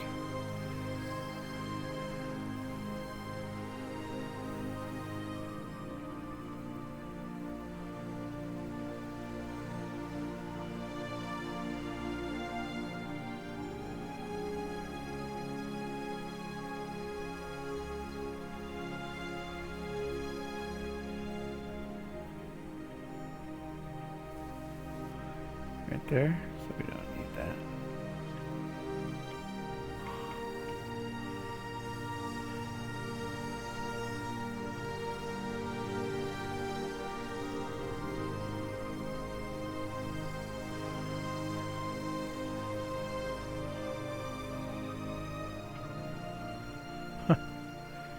Shader function, functions. This is going to be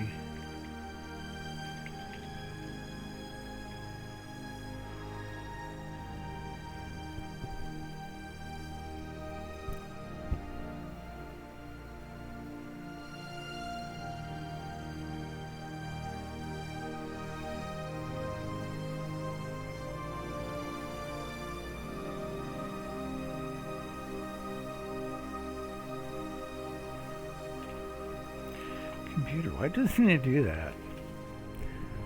What's happening is I click over here, and then for some reason it's focused over here while I'm typing it initially, and I have no idea why.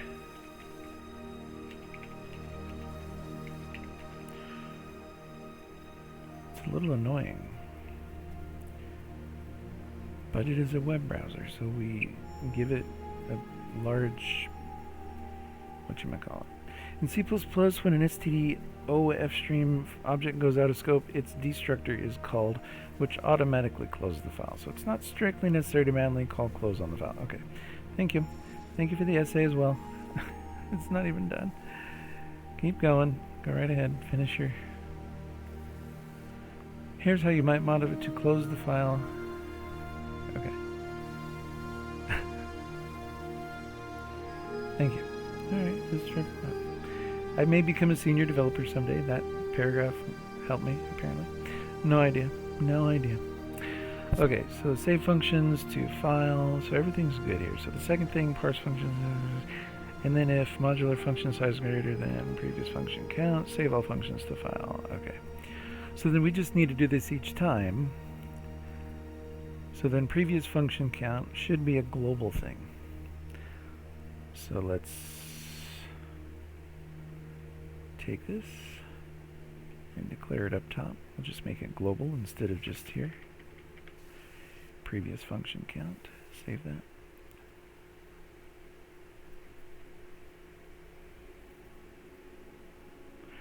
I can put it here, I believe, right?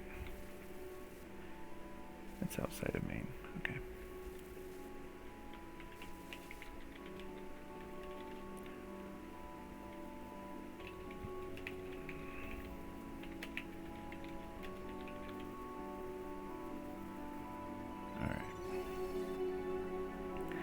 Okay, so that should do that. So then the first time we run this, it should actually do it. Did we do? Have we done this yet? I don't think so. I don't think so. All right.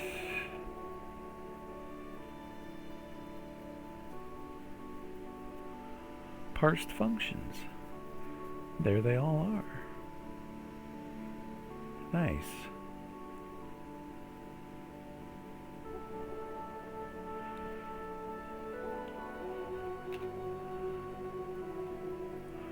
Okay, so this is the first step in using them. What else do we want to do? Do I want to take another break and then do this even more, or what? I don't know. I think we're going to call this good for part one. We've got the modular functions. We're actually able to save them into a file. The only other thing to do... Actually, let's see. Hold on. Let's see what happens if we load it up now.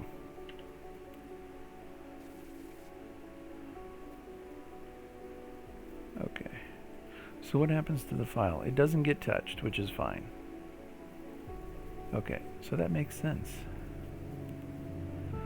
So then, okay, it shouldn't do anything when I load another thing here, but what I would want it to do, in theory,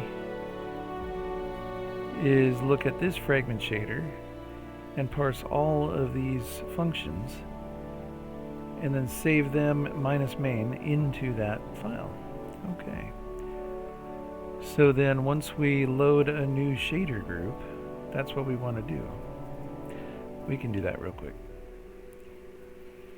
So in the ShowGUI, have you got ShowGUI?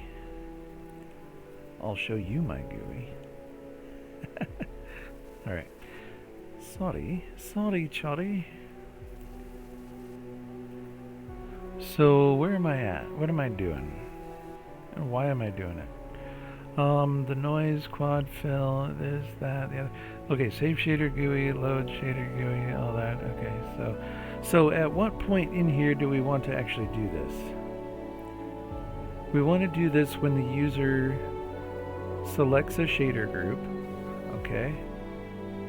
Hold on. What was that? What was that? These things, I don't know what you're doing. Okay. Sorry. Just getting upset for no reason, apparently. It's fine. So when the user selects a shader group to load. The other time we want to do it is when the user clicks the update button. Clicks the update button. Okay, what do both of those situations have in common? Both of those situations come into... Am I still running the program? Okay. So both of those situations come into the...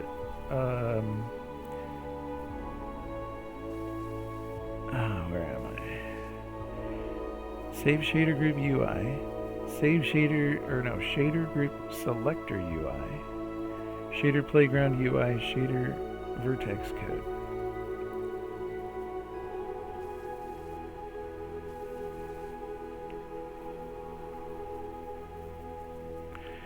ShowGUI, vertex test, geom, okay, all that fun stuff. If v, and then it goes through all this. Okay, so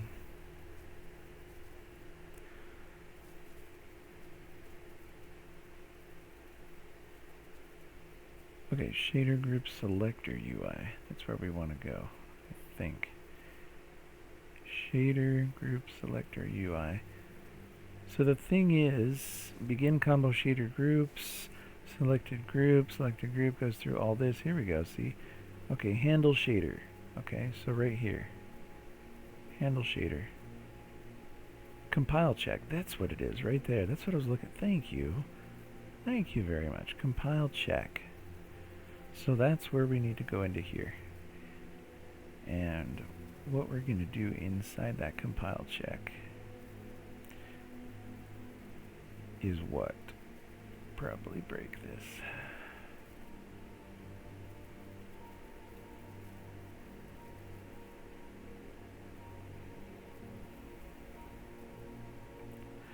Check compile errors, error message, error message.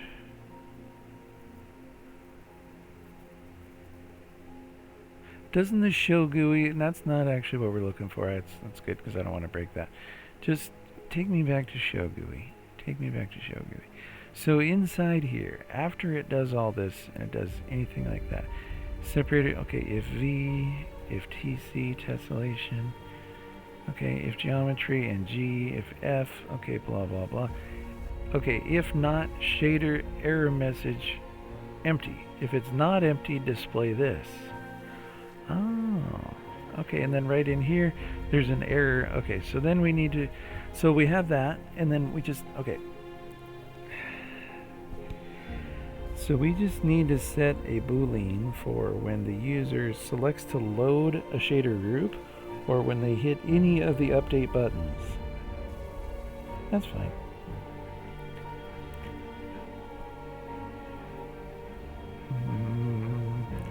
So let's get a new boolean going.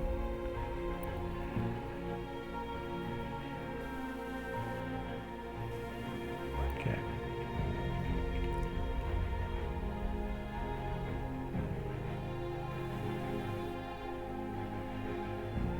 I thought I heard something. Oh. Hey, Tazdish, thanks for the follow. Tazdish? We're calling you Taz. Taz. Okay, so let's go back and set the boolean here. So this is going to be shaders updated. Initially it's going to be false. Okay. So then anytime that the user hits ShowGUI,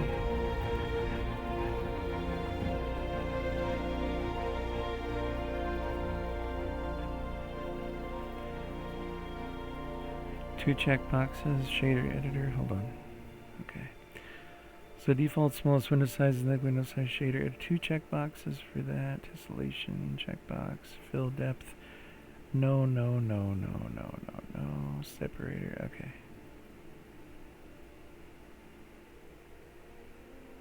Vertex shader update number 1. Update shader IMGUI. Okay, so let's just go here. But we only want to do this.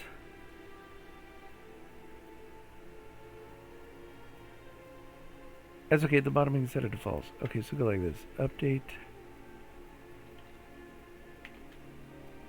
Shaders updated. Thank you. Oh, computer. Shaders updated equals true. Okay, so update number 1 there.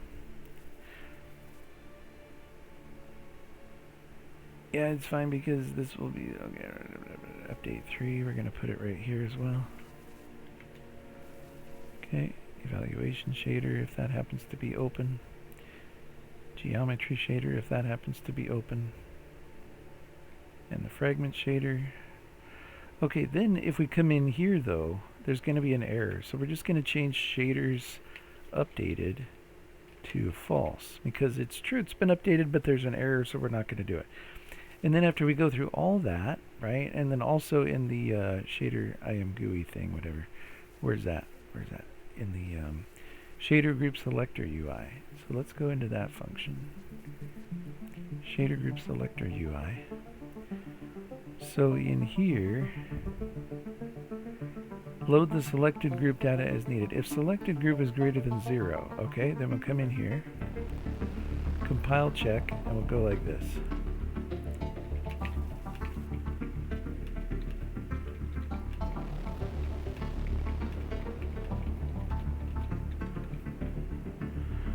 So shaders updated equals true right there, right?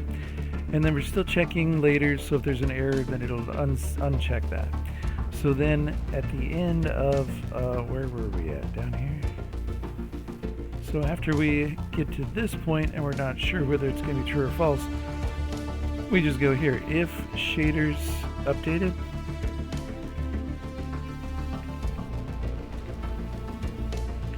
alright, Visual Studio, a little challenged right there. So after we know that its shaders have been updated, then we want to do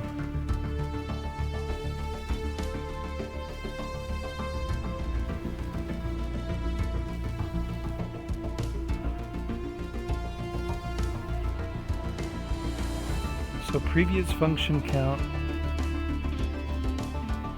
doesn't get updated until we do this. Total functions in memory. If modular functions are, okay. There we go. So we want to do this. Right there. If modular function size is greater than previous function count, save all functions to file. And then previous function count is going to equal modular functions dot size. And then did we do that before?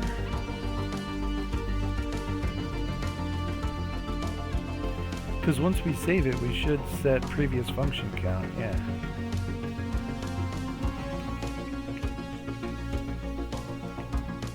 There we go.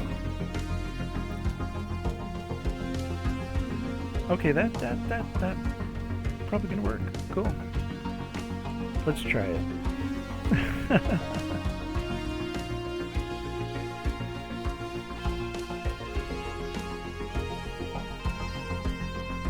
Okay, so we've loaded default and we have the parsed functions there. Now let's load the very last one here. Shoot. Okay, no errors. Total functions in memory 13, but that doesn't display any except for the initialization. So, did it add any functions at the bottom here? Oh, it's got a main in there. Why? Why is there a main? That's not good. Alright, it's broken. But this is the first step, and I have the basic outline for what I wanted to do. Let's see.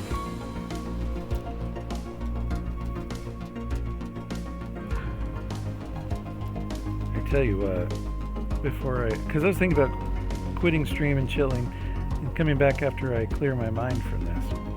But we'll see if we can just start it over. Okay. So did it open the new one and it made a new one? Okay. Did it still do main? It did. So wait, we're saving main. That's not good. But let's open another one. Let's open test. Let's open frag chord example. Flowers. Planet pixel. That one's not. Okay. Whoops. Here. Planet pixel 2. Oh, that one's not doing anything? Oh. I think I have to set something up here. Probably the noise, right? Yeah. Oh, that's where that is. I should look through these. Geometry cube. Let's go down to one large brick. Okay.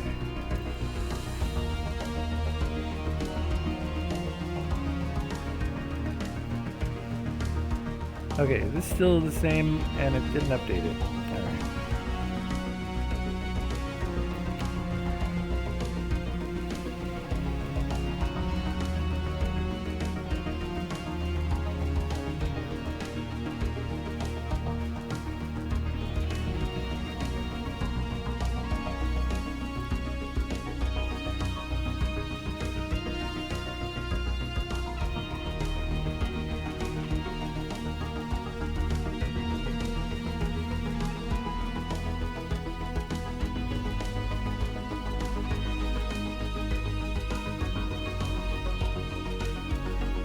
See, it's focused over there.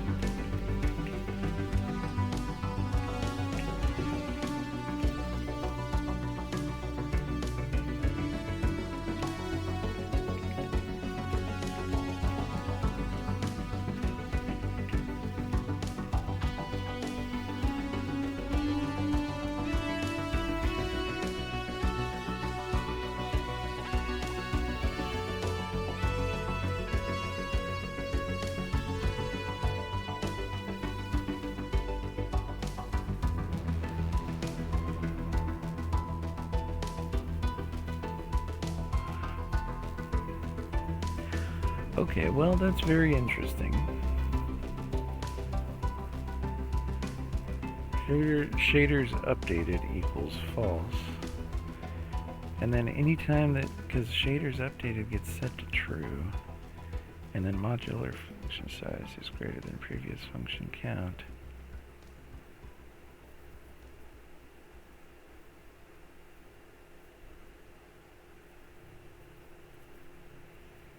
Because whenever we load a new shader, right?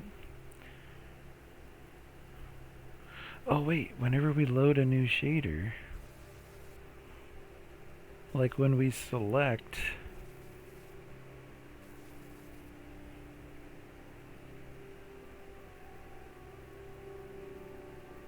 whenever we load the, hold on. So we don't want to save at that time. We want to parse at that time and then save it. Oh, okay. I'm an idiot. Jeff, hold on. So I need this. So load set functions. No, right here. We need this right here. And then we'll just update total functions in memory when I call it. So if shader's updated, then we do this. Right there. So then we parse the shader code.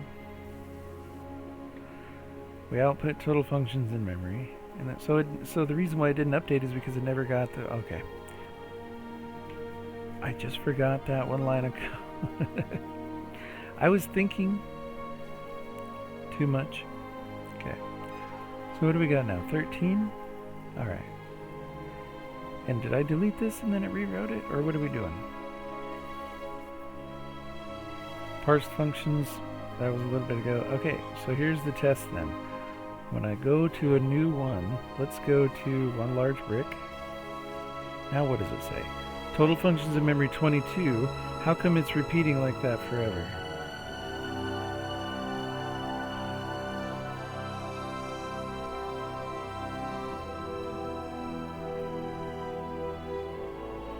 Oh, because then we want to go shaders updated equals false.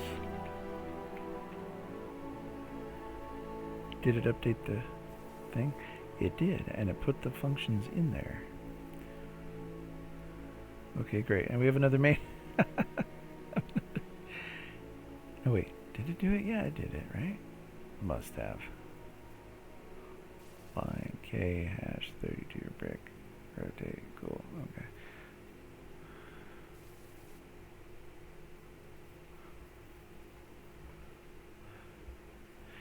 There's a main there and there's a main there. That's okay, but we should just have it. I mean, that's kind of cool. Let's leave it for now. Alright, so let's delete it. I just want to see it again. Actually, just a second here. So when we parse shader code in the parse shader code function, right here, modular functions insert. Okay, name. Okay. This one here.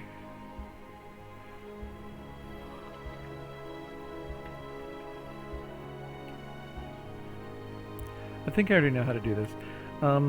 In this function, if I want to avoid saving any functions that have main,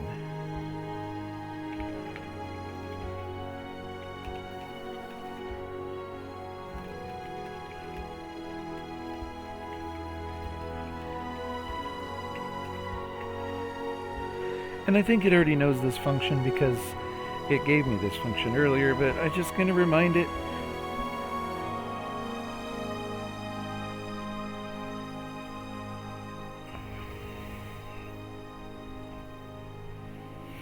Sure, you can add a simple condition to... Okay, it goes off the screen there.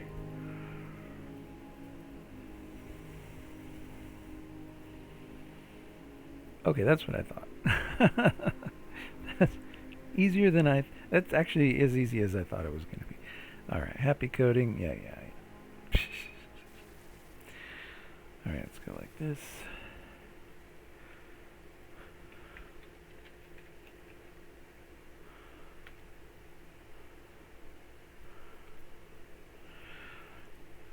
Okay, did I delete it? Yeah. So it's deleted again. We're going to start from scratch here.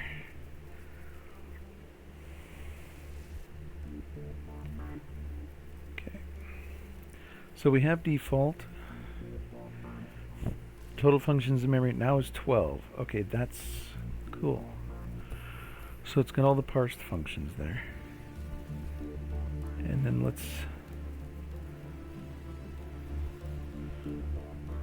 12. Is that because the fragment shader there doesn't have any new? Interesting.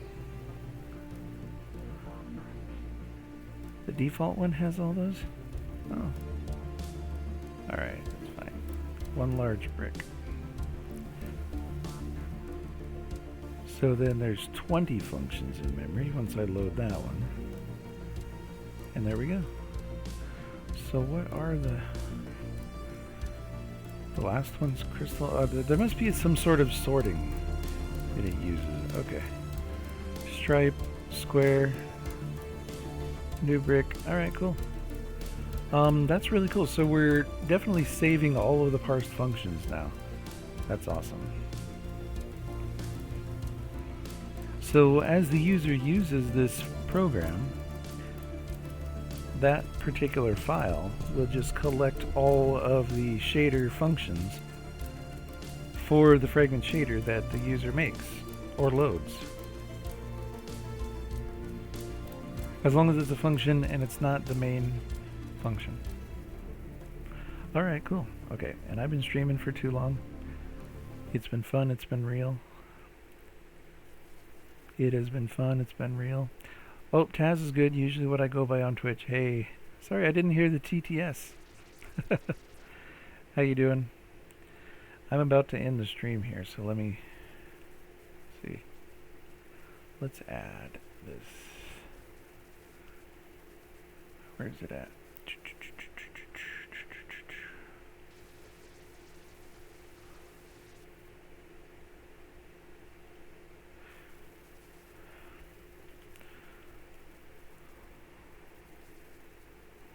Oh wait, not that one.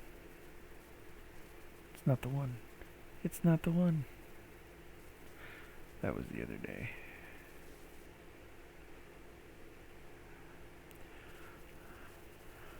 Ah, chat game, yes, there we go.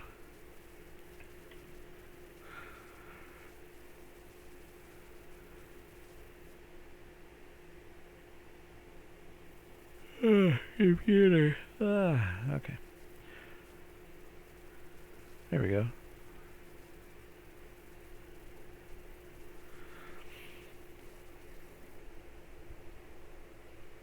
Okay, so I don't even know what would be a good screenshot for that one.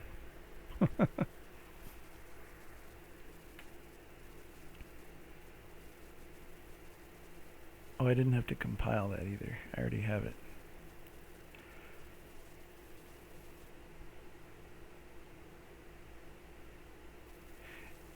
Taz, if you're still there, go ahead and type something, and it'll show up on screen there. Check it out. In addition to the chat overlay, this is a separate thing.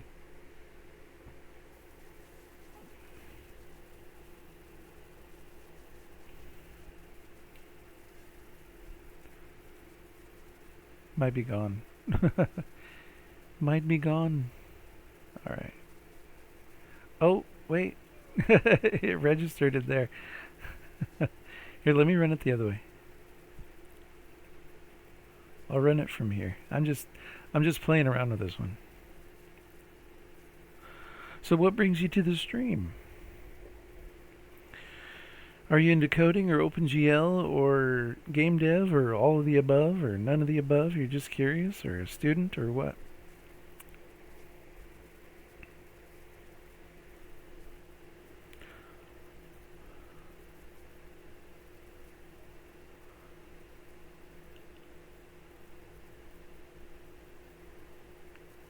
See if it works. I wonder why my TTS wasn't working either.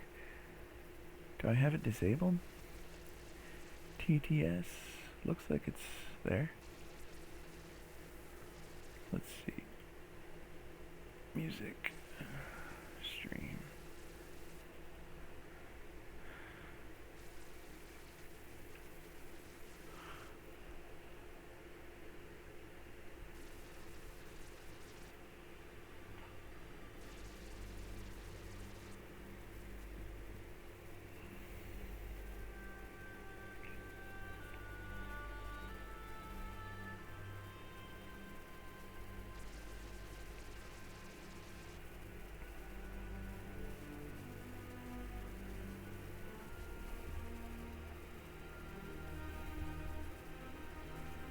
Zemmy's on. Izzy's on.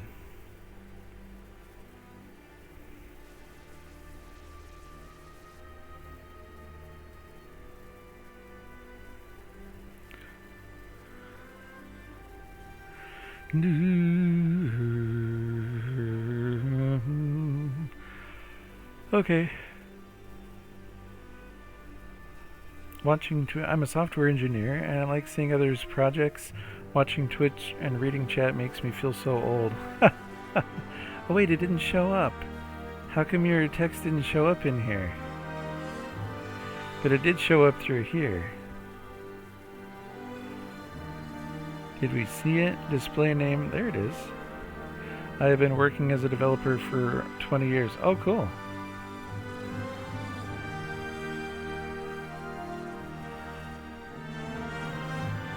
Alright, so that, at least I know that's not working. I wonder why.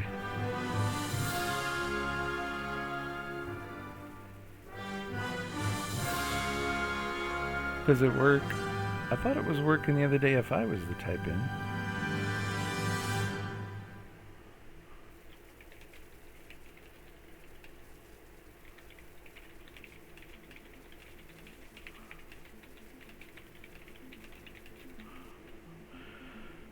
Did that show up then? It did, so mine shows up.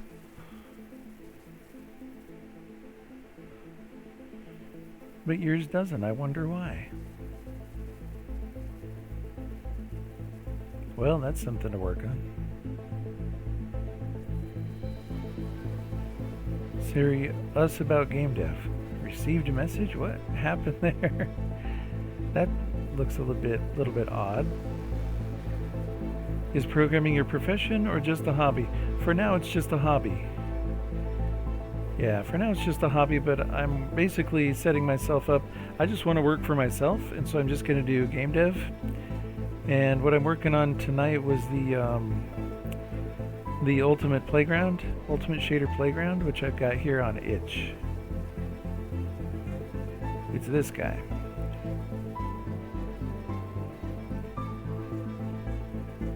If you want to check that out, but also I just made the other one free.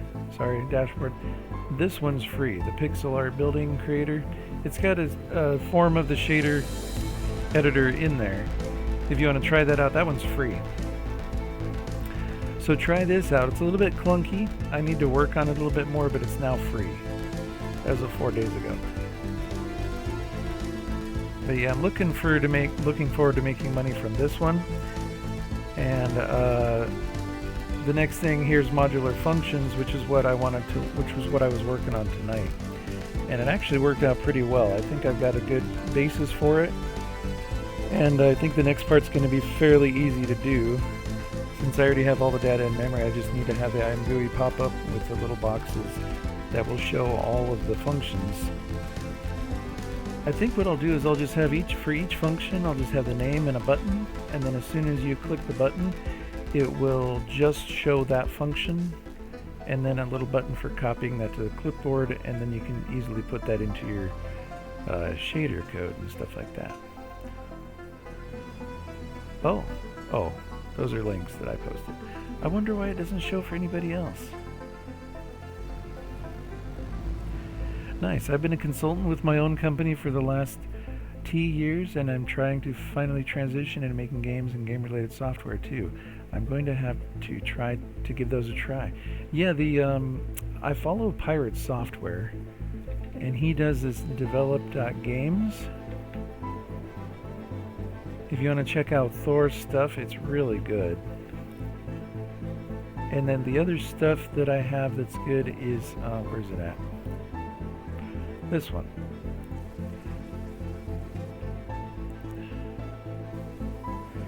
That's really good for programming resources for creating your own video game stuff, related stuff. And Thor is going to have a game jam coming up. Oh, he's got the timer on there now. Nice. His community just blew up. Holy smokes, he's already got 3,000 joined. Oh, and you can join. Oh, I'm joining right now. You've joined. Come to the page after the jam starts to submit your project. Okay. That's awesome. So where...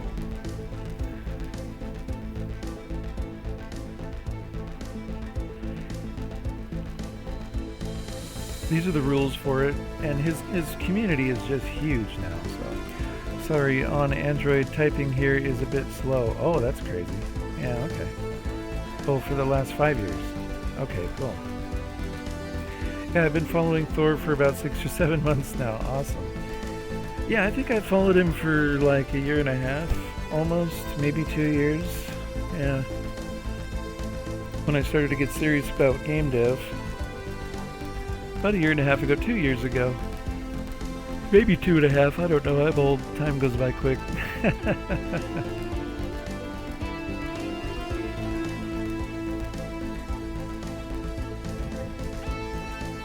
Alright, well I'm going to have to troubleshoot why that doesn't work for other people, but it works for me, so... Alright, and I'm going to go ahead and get off here because I am tired. I miss his older streams where you could actually chat with him. Yeah, you know, that's a little bit unfortunate. His chat goes by so quick now. But I bet you he'll come up with a better tool. There's tools you can do if you really want to make it a little bit more possible to chat with so many people that way, which I've thought of a couple tools that I could possibly put together. I'll let you get going. Yeah, well, thanks for tuning in. Thanks for the follow. I wish I could say I keep to my stream schedule, but I don't. But everything ends up on YouTube, so if you want to head over to YouTube and follow me on there, all the VODs end up there, which is where this one's going in about 2 seconds. So, anyways, have a good evening, time zone, morning, whatever, and we'll see you later.